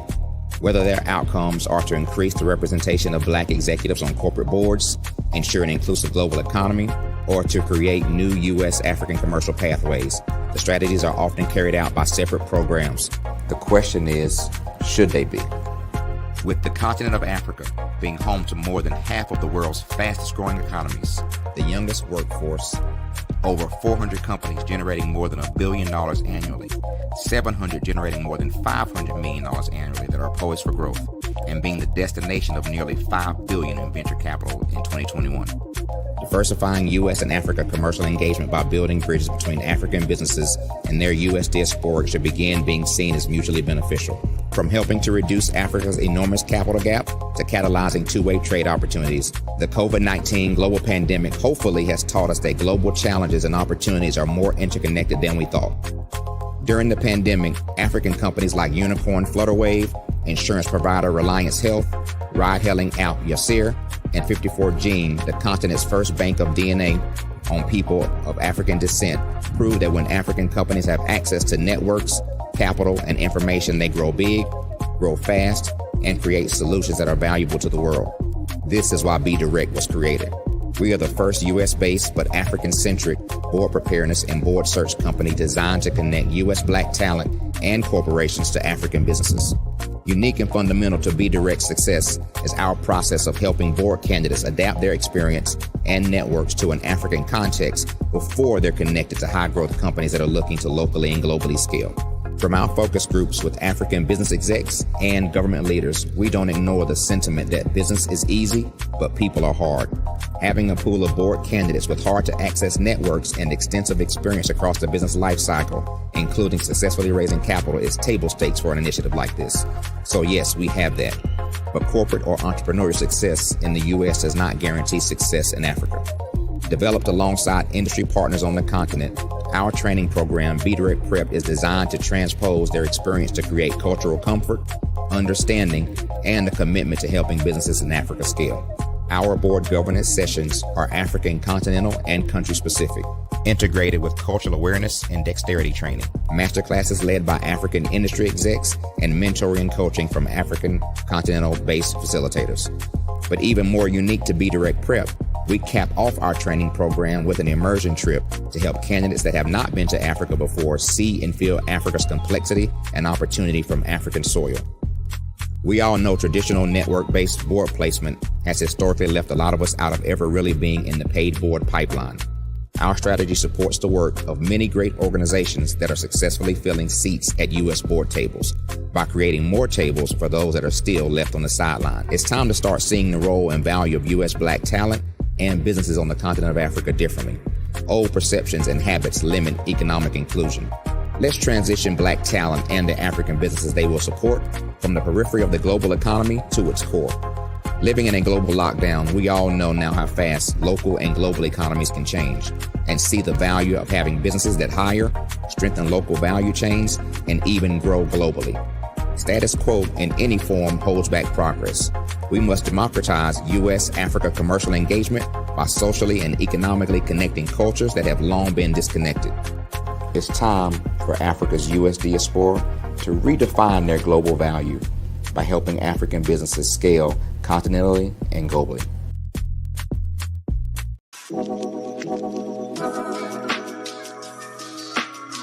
The African company and the African CEO is making a conscious decision to bring on someone external to the continent versus bringing on someone who is from Ghana or Kenya or South Africa. And so the skill sets of the people that we take through our executive leadership training program and ultimately on the placement, obviously have to be extremely high caliber. So what we look for are corporate executives at the vice president to C-suite level, as well as Black entrepreneurs. When we look at the Black corporate executives, we're looking for some very specific skill sets, whether that be around supply chain, sales and marketing, engineering, product development. We want our folks to be able to add immediate value to the corporate board, right? And the other thing is, even if they don't necessarily have specific industry experience, they're bringing a diversity of thought.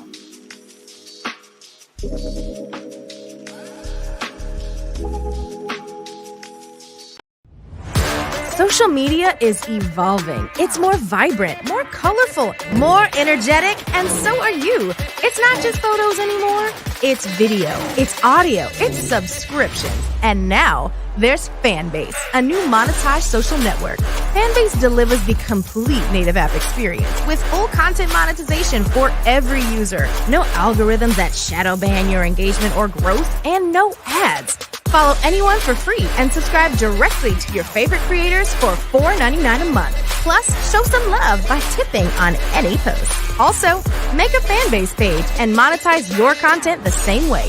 Finally, connect with your followers by posting the amazing content you already create. And now, get paid for it. It's time to energize and monetize, because everyone's a fan of something and everyone has a fan base. Artist is a creative expression of something from nothing. It explodes onto the canvas, or it explodes on in my work. One of the things that I try to do more than anything is I try to just give the lines and the movements and emotions and the expressions into what I do. Art really means to me a chance to express how I feel deep down inside. Most of my art begins as a thought that I might have, whether it's sports, whether it's history, whether it's a woman or a man. It pretty much starts as an idea of thought before I get into the actual image of what I'm going to draw. I do a lot of historical pieces. I was a history minor in college, and I love to do history pieces. And a lot of times I'm thinking about history, and then I try to make that history impact you as you look at it. That's one of the reasons I do pictures so large. People ask me, why do I do the pictures so big? And I tell them, I want the piece to impact them as they're looking at it, to kind of dominate them, dominate their space. And most of my pieces I try to do off page. I don't try to do anything that's going to be in those four corners or in a square. And I want your imagination to be a part of the piece that you're looking at.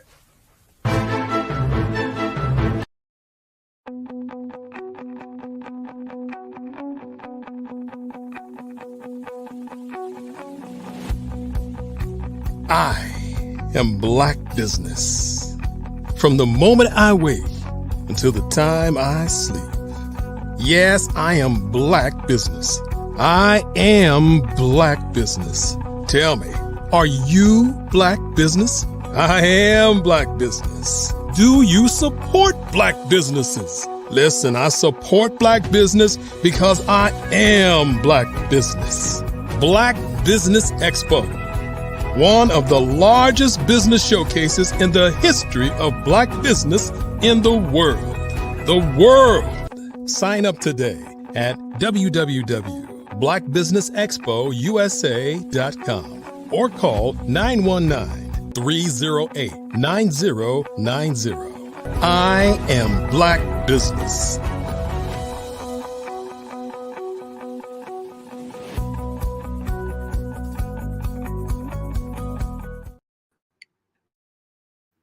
Good afternoon, business owners, entrepreneurs, thought leaders, and corporations. Welcome to the Black Business Network. My name is Spiritual Teak, and I'm your business moderator for this afternoon on the Black Business Network. The Black Business Network is a 24-hour business network showcasing Black businesses, Black owners, entrepreneurs, and thought leaders worldwide. We have speakers from North Carolina, London, Singapore, Africa, Japan, and cities all over the United States. The Black Business Network is a global community sharing its business knowledge to empower, inspire, and educate businesses about business. Our next speaker is Dr. Stephanie Audrey. Dr. Stephanie Audrey is the founder and CEO of Zenoverse Wellness Group, a global wellness organization formed to deliver wellness 1 week at a time through its Meta Spa hotels strategically located across the Caribbean, United Kingdom, France, and Africa. Current locations are in Jamaica and the UK, and African markets opening soon. Her firm is also in the farming space and offering food as medicine, perishable, non-perishable meal kits, tinctures, tonics, supporting the various wellness protocols. Dr. Audrey codified her wellness delivery model as WAS, Wellness as a Service Solution. Zenoverse Wellness Group is a timely concept that was initially conceived when Audrey was just 14 years young. She imagined a wellness center later while working in the hospitality industry for the Claremont Resort Hotel. She was on the marketing team, and when they rebranded the property after investing over $1 million to launch what was then a new concept, spas at hotels. I present to you Dr. Stephanie Audrey. Hi, greetings. Hi, greetings, beautiful soul. I'm so excited that I get to interview you in this fireside chat. How are you? I'm wonderful. And how are you today? I'm very, very good. Well, it's my evening, so I'm over here in London. Okay, well, fantastic. Even better. Absolutely. So is it okay if I address you as Dr. Stephanie Audrey? Is that all right? Yeah, Dr. Steph for short. We can go with that. That's fine. Okay, cool beans. Thank you so much, Dr. Steph.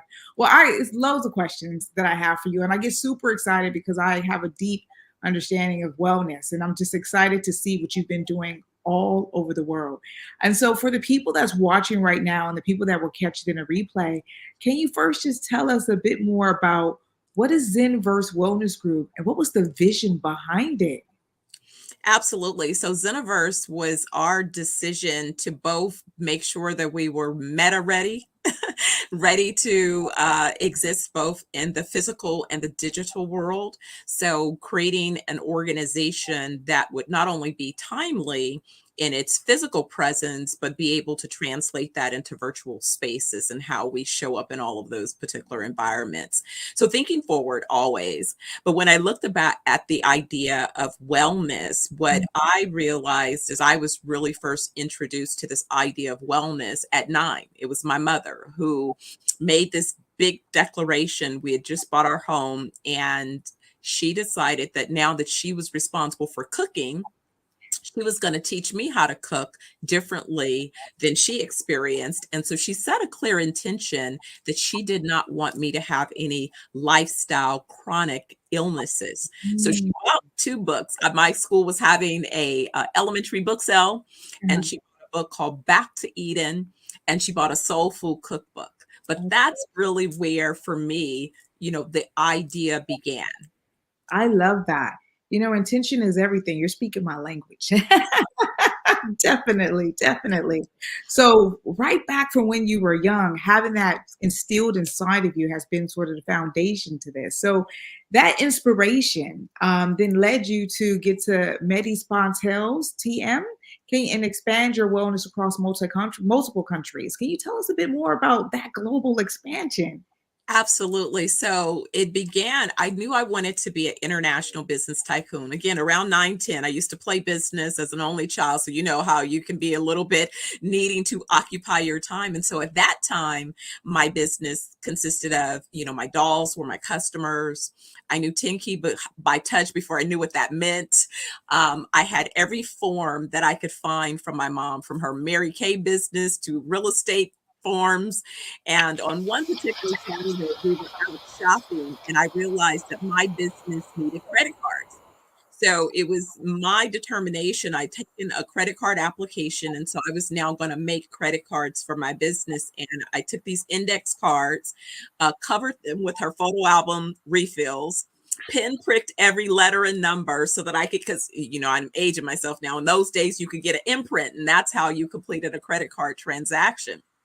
So right when I perfected my credit cards, my mother comes in the room with that high pitched, "What are you doing?" And so, when you question, think fast, right? Because the answer is going to determine what happens next.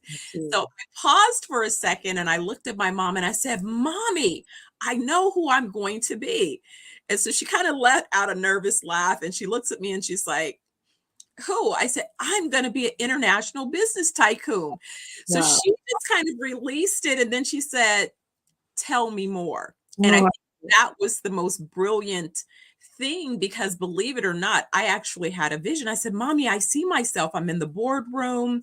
Everybody's paying attention. The San Francisco Bay Bridge is out the back window. Like I could see it. I'm wearing a navy blue pinstripe suit. Like I could see all of those details." Wow. And didn't think about it again until I was being interviewed for a television show at 20, right when I was sort of contemplating the next levels of my company. And at that point, I had already started an international version of my company. I hadn't expanded yet, but I was on my way to my first level of expansions, which first allowed me to have 5 market locations. And then later, I did a JV where I ended up with 8 market locations. And so I've sort of been building over the course of my career to be ready to go international. But, it's been like this vision. And that's why I tell people it's so important to recognize the vision and to create it in colors for yourself. And so I became a fan of vision boards and, journaling, making my plans. But that's really where the seed was planted. Oh my goodness. Dr. Steph, I think my cheeks are gonna, we just got started. And I'm like, the smile is so big. I think you're tapping into my inner child. I'm like, yes. I'm telling myself, oh my God. But this is good. This is very, very good because it's so inspirational to hear you talk about how that seed was in that vision for, being a young child. But what I really love was that connection between you and mom and how she paused and said, "Tell me more." And then she poured into you. And then that just blossomed, it seemed, into, I'm going to say that was the beginning or the foundation. And then it's blossomed to where you are today. And that gets me to the question of, Zeniverse, the wellness group, like, how would you say it differentiates itself from other wellness group organizations around the market or just around the world? How would you say it's different? So now wellness has become a big thing. Expected to reach just under $700 billion in the next couple of years globally. I originally started looking at wellness resorts in Europe because what I realized about a decade plus ago when I wanted to do a deeper dive was that there were plenty of wellness resorts and treatment protocols that existed. But what I noticed is it wasn't really an Americanized kind of thing. Definitely wealthy or culturally focused schools tended to lean in to those types of places more so. So really, the journey kind of happened with a pivot. I started off in advertising and marketing communications, where I had an opportunity to advise Fortune 500s. After my experience with Claremont Resort, I ended up being an advisor to Hyatt, Park, Oakland, and some of these other hospitality brands and assets, as well as a young entrepreneur, I was asked to give a keynote address, I remember, for the National Conference of Black Mayors. And again, I couldn't have been more than 22 at the time. And so after that, each of the mayors invited me to their various cities to give them advice on economic development opportunities. And so again, from a strategic point, I could see opportunities. We would talk about entrepreneurship, entrepreneurial opportunities. We were doing incubators and accelerators again, before that became a thing again.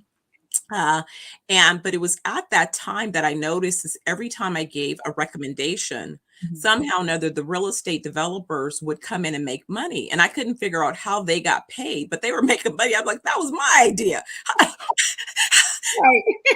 idea. How are they making money? So really what happened was sort of a good thing and a bad thing, in that the bad thing was suddenly I lost my mom after my 30th birthday. She took a nap. She was only 48 at the time and died from a brain aneurysm. That was my, heartbreak, devastation. I say I hit the wall, I hit that fork in the road.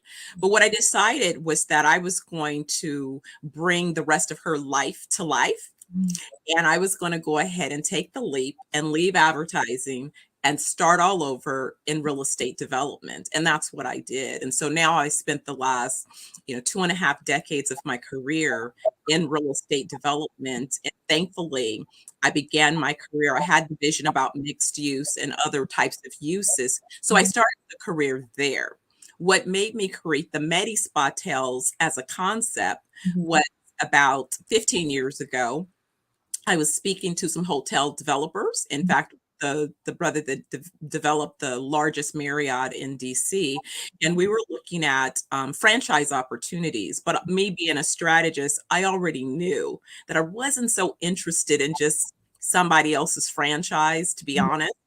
So I had this opportunity to speak and say, hey, what do you think about this idea? And he said, you need to develop your idea. Well, that's great. But typically, my smallest development project is about $150 million project. So I figured by wellness, Medi Spa Tales, I needed about $500 million.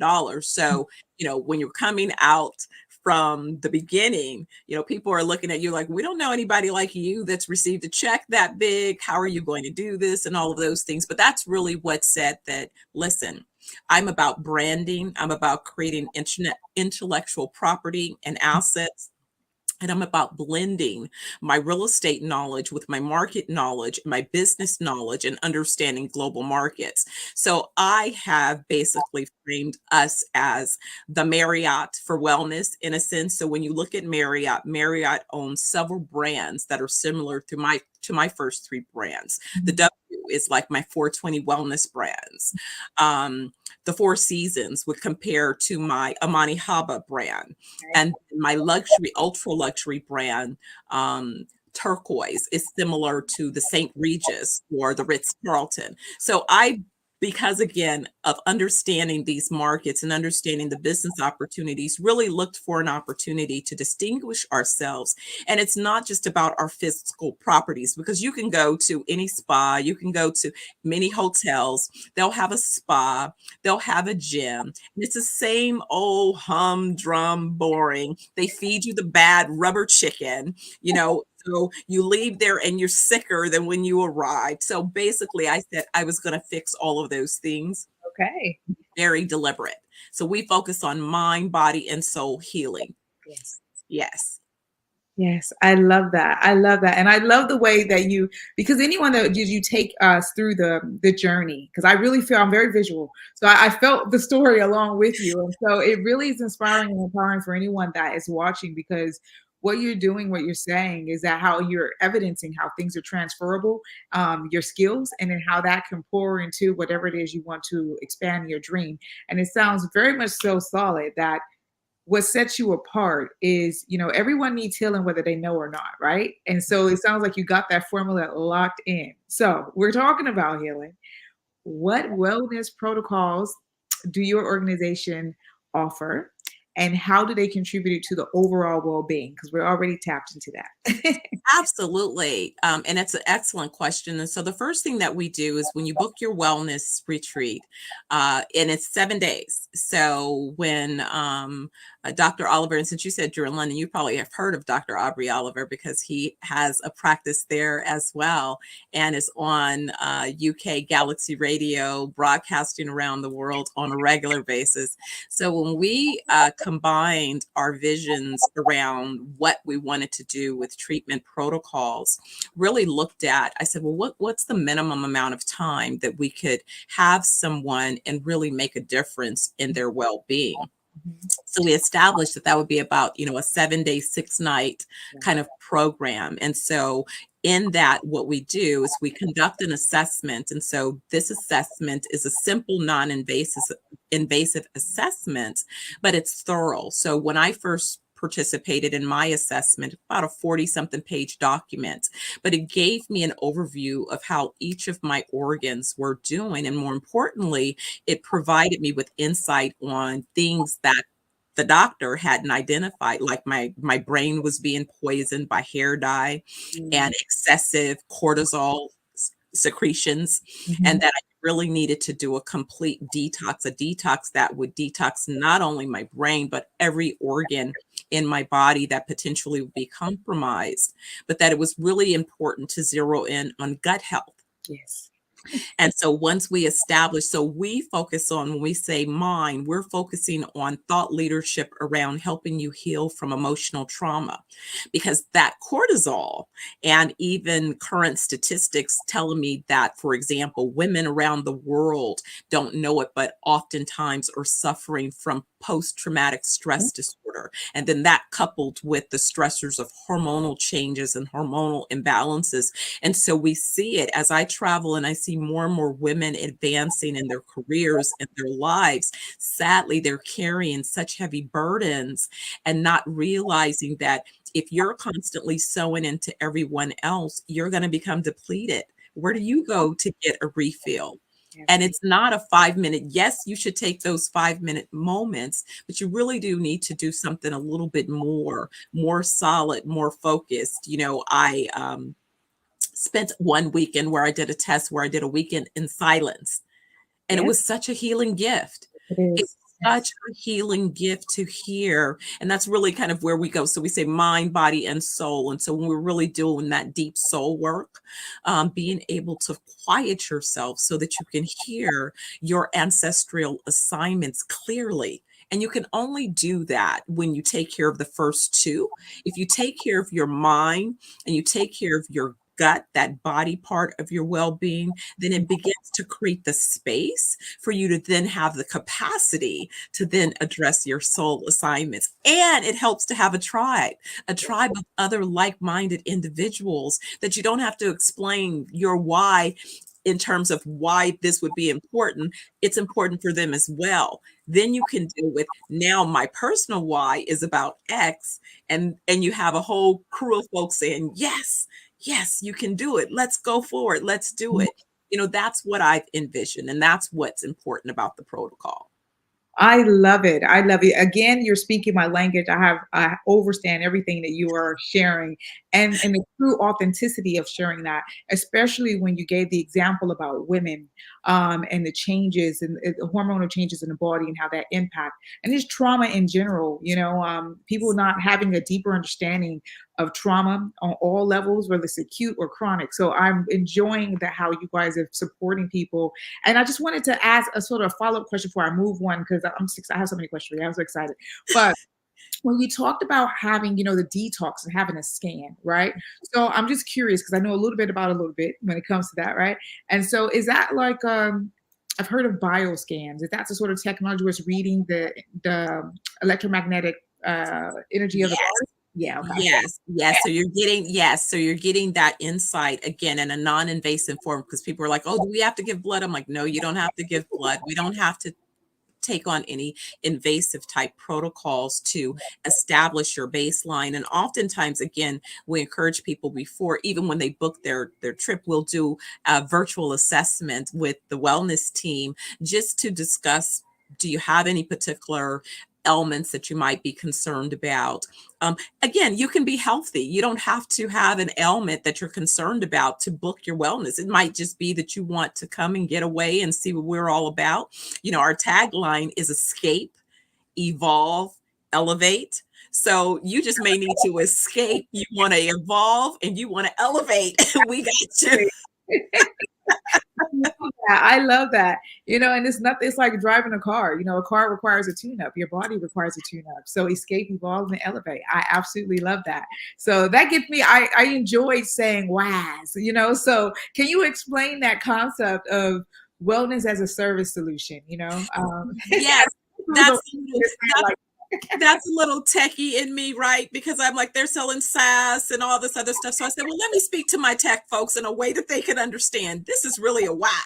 And so what I mean by that is that I really created a methodology, and there is technology that goes along with our solution. So when you become a member by being a guest, we are going to assist you by creating an opportunity for you to have a wellness vault where you can include your historical medical records, as well as you will have a record of all of the various treatment protocols. You'll have a record of all of our resorts that you've visited, all of our products that you've consumed, and then we'll both activate that with our AI so that we can notice any particular patterns, so that we can be predictive and preventative. We don't do sick care. We believe in wellness. Exactly. So we can see markers that indicate that something might be coming along. Perhaps you're taking, prescriptions or something that may conflict. Perhaps something has happened that's caused a spike, a change, an increase of your stress level. Being able to identify and remind you with other opportunities, and more importantly, really having a place where you may come for once a week, or 1 week a year, but we have virtual trainings happening around the world. So you want to take a class? Well, you can take that class virtually. You want to listen to a cooking or food show, or learn about herbs or something that we're offering? We'll have that content available, and all of those things will be available in our NFT.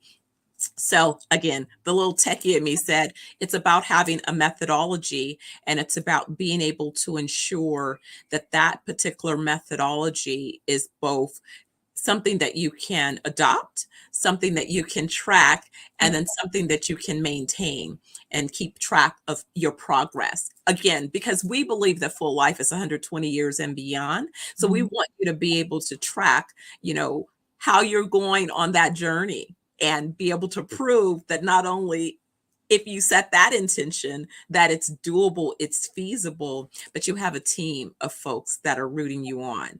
I love that. And it's so important, because like here in the UK, when they have like the red book when the kids are born, and the health visitors come and visit. So this is your WAS book, so Yes. to be able to monitor that and you be able to support them along that journey.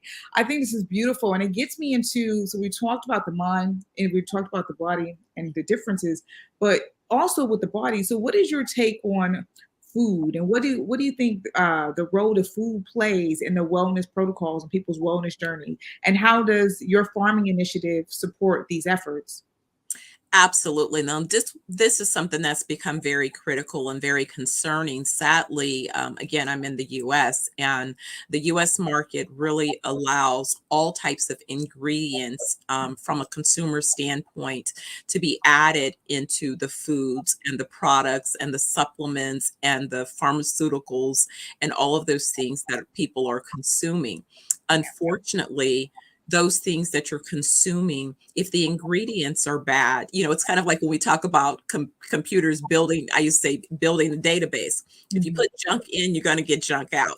It's the same thing, and what I have really witnessed is that Western medicine has definitely a place. You have an emergency, you're in a car accident, so on and so forth. You have an emergency rupture of an organ or something. It absolutely is valuable and important. But where I see sort of an overreach is where there are lifestyle preventative type chronic conditions that can be addressed. And more importantly, when you see people who have already begun to develop some of these conditions, like I have talk to people with I have a family member who survived 9 heart attacks, bless his soul. And I wonder, it's like, well, have you received any kind of nutritional guidance? And it's no, they're just they're adding another stent, they broke much, it's like, wow, we can really address this. And so it really was being introduced. I remember stumbling across Dr. Grundy, who used to be a heart surgeon, and really his transition into nutrition. And so again, all of these things are now beginning to come up and surface. But here's the thing. I remember the first time I thought I had done pretty well with selecting my supplements. And I showed Dr. Oliver, here's what I'm taking. And literally we threw out pretty much everything that I had on the shelf, because by the time you get to ingredient number 3 or 4, that's the poison. Absolutely. Come on, tell the truth. Yes. That's the poison. And so then the other part was that, Bill Gates and others with their so-called initiatives. Again, I always believe in, my mom said, follow the money and read between the lines. So it became really odd when I noticed that, why would his organization be buying up all of the farms around the world, and in fact, even pushing farmers out of the industry? And what's with all this GMO and seedless stuff? If the thing doesn't have seeds, how is it created? How is it sustainable? And so I'm like, I don't want to be used for experiments. But that's exactly what it is. And I think that it's amazing to me sometimes that my body just rejects anything. I remember when they first started introducing artificial sweeteners. Like everybody else, I guess I didn't know it was any big deal. I tried one in that little pink package and my body threw it up right away. And I was like, okay, I'm one and done. I'm reading the ingredients and I'm like, that's why I didn't need to do this anyway. So avoid. I don't want any food. But again, high fructose corn syrup, all of these, rename it the soon as people become aware of the poison that it is. So with our initiatives, I began to, as I set up our locations, I said, we need to be located on either organic farms or beachfront properties. And organic farms, so that we can control from seeds to souls what it is you're consuming, and be able to certify with a level of certainty that we are not allowing poison to be part of our process.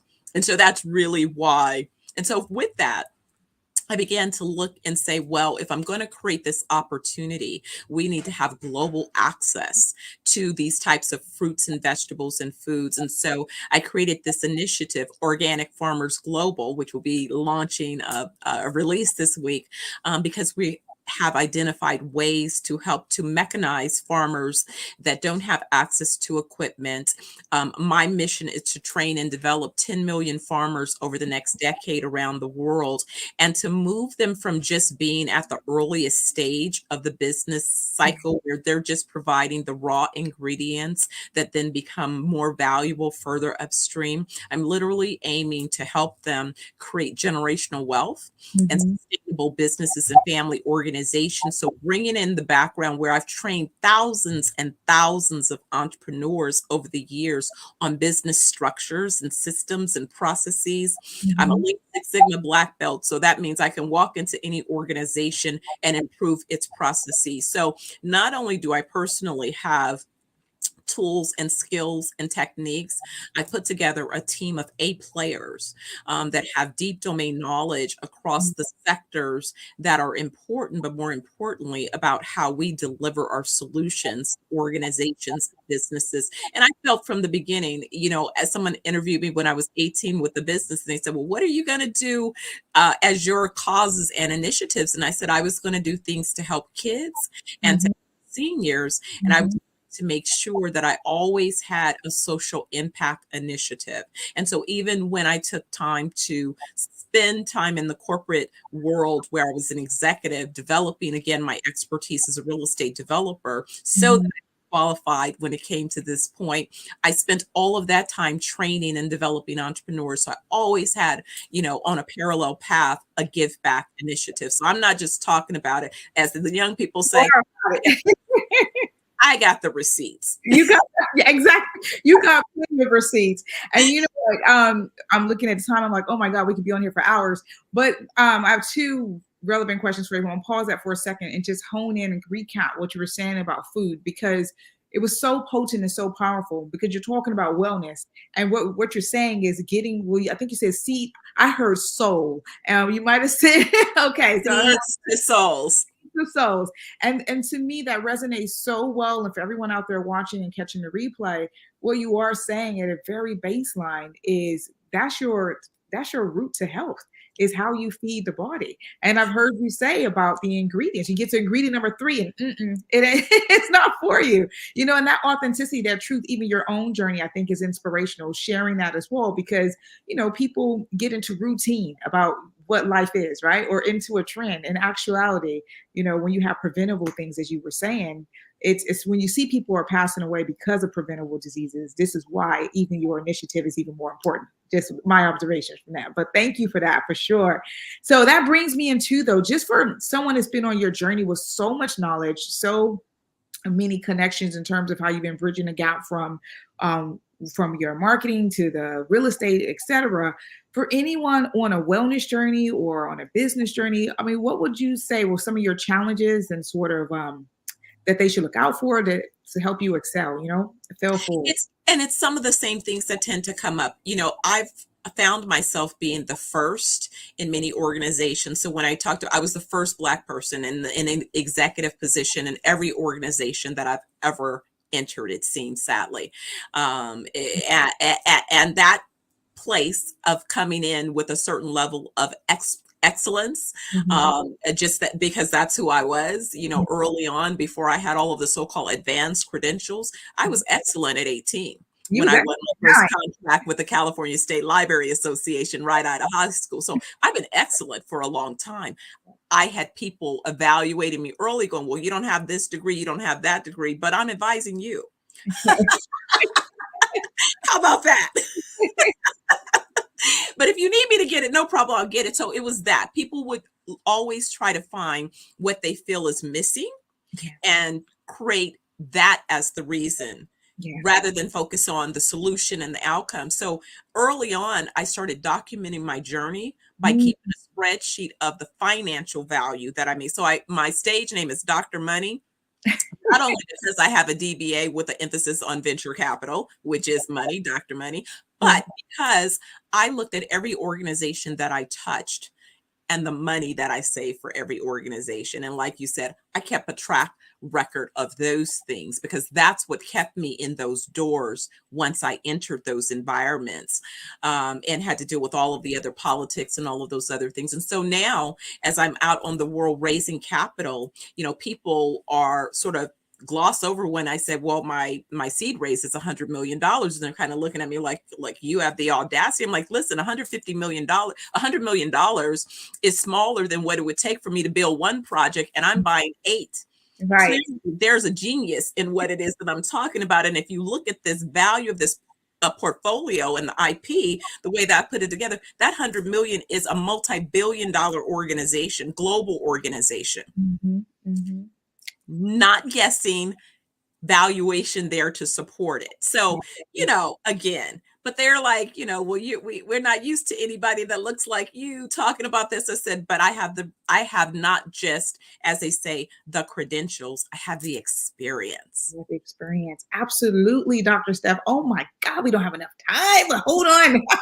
Because you're getting into an area as well that I would love to dive deep. So you definitely have to come back again because there's so much knowledge with you and it's such an inspiration. But when we get into, being a person of color and how you are moving through business and what that means and the challenges, it's just inspirational to hear your story, and how you documented and continued, because there would have been those challenges there. And so, no, thank you for sharing that. I really, really appreciate it. And I think, with all these projects you have going, right? So how do people, it's going to be a multi-layered question. How do they get involved?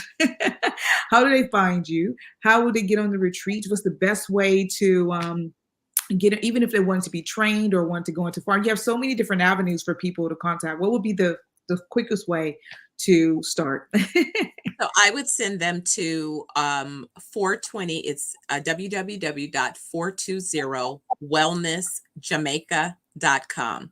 You can start there, and that's where you can identify, us, get a little overview of the initial organizations that are opening, and get on our email list. Mm-hmm. We'll be putting information through that location. The Organic Farmers Global is organicfarmersglobal.com.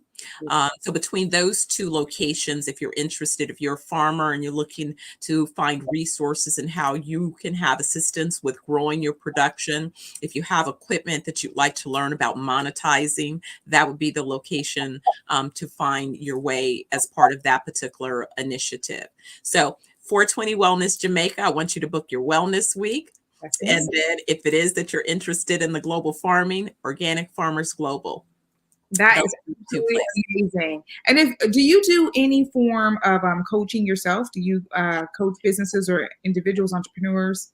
Yes, I am beginning to accept very limited clients. You got to be ready to be a growth player though, because I'm an A playing coach. So, and I follow the coaches that coach the billion-dollar companies, or as I say, I was reading up and listening to one of the coaches. He says he coaches trillion-dollar organizations. So, if that's who I'm paying attention to, right? I'm like, let's go. I want you to play at a level that is definitely a level that will allow you to create generational wealth. And so, that's what the whole 10 million initiative is about. 10 million farmers and entrepreneurs globally, to really give them the tools. I don't have to recreate them, I have them. So I can just give them and train you through a process that will produce outcomes. Because remember, I keep the receipts. So I want to measure, because guess what? I tell people, look, if I gave you a strategy and that strategy is not working, I know how to pivot and fix it. So it's no problem. Yes, you do, Dr. Steph. You definitely got the receipts and you got the foundation solid. Okay. Thank you so much for joining us here this afternoon, my evening. It's been an absolute pleasure to interview you. Thank you so much. Thank you. I've enjoyed it, and I can't wait to see you. I'm going to be headed back to London. In fact, I have some acquisitions in London as part of this first phase as well. So you definitely make sure we contact and stay connected, okay? Thank you so much. Jean is coming, and I'll see you on the other side. Thanks again. No worries. Thank you. Oh, what a beautiful soul. The Black Business Expo mission is to raise funds for high school seniors going to college or K through 12 entrepreneurs. This expo is for a fundraiser for students.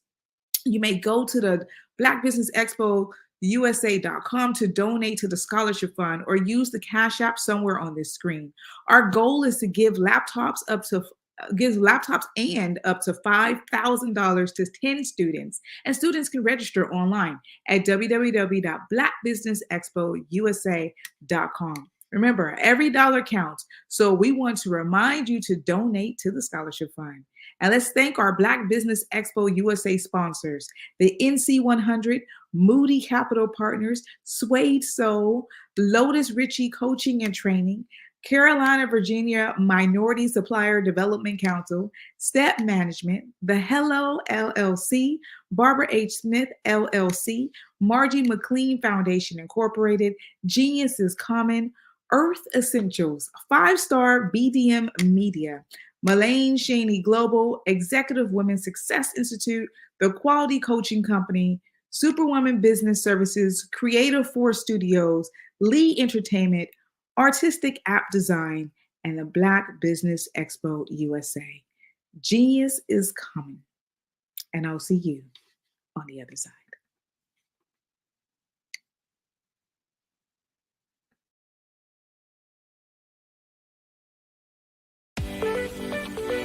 You are in the right place at the right time.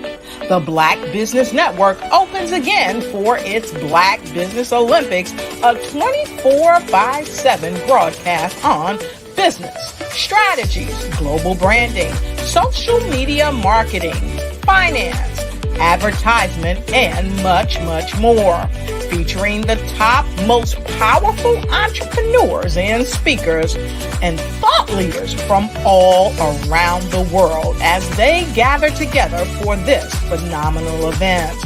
Join the Black Business Network streaming live into the metaverse, STEM City USA, Black Multiverse, Pod TV, Roku, Hulu, iHeartRadio, Apple TV, YouTube, TikTok, Instagram, Google Podcasts, Facebook, LinkedIn, IBM TV, Spotify, and Twitch. Tune in today and be a part of this amazing movement. The Black Business Olympics welcomes you.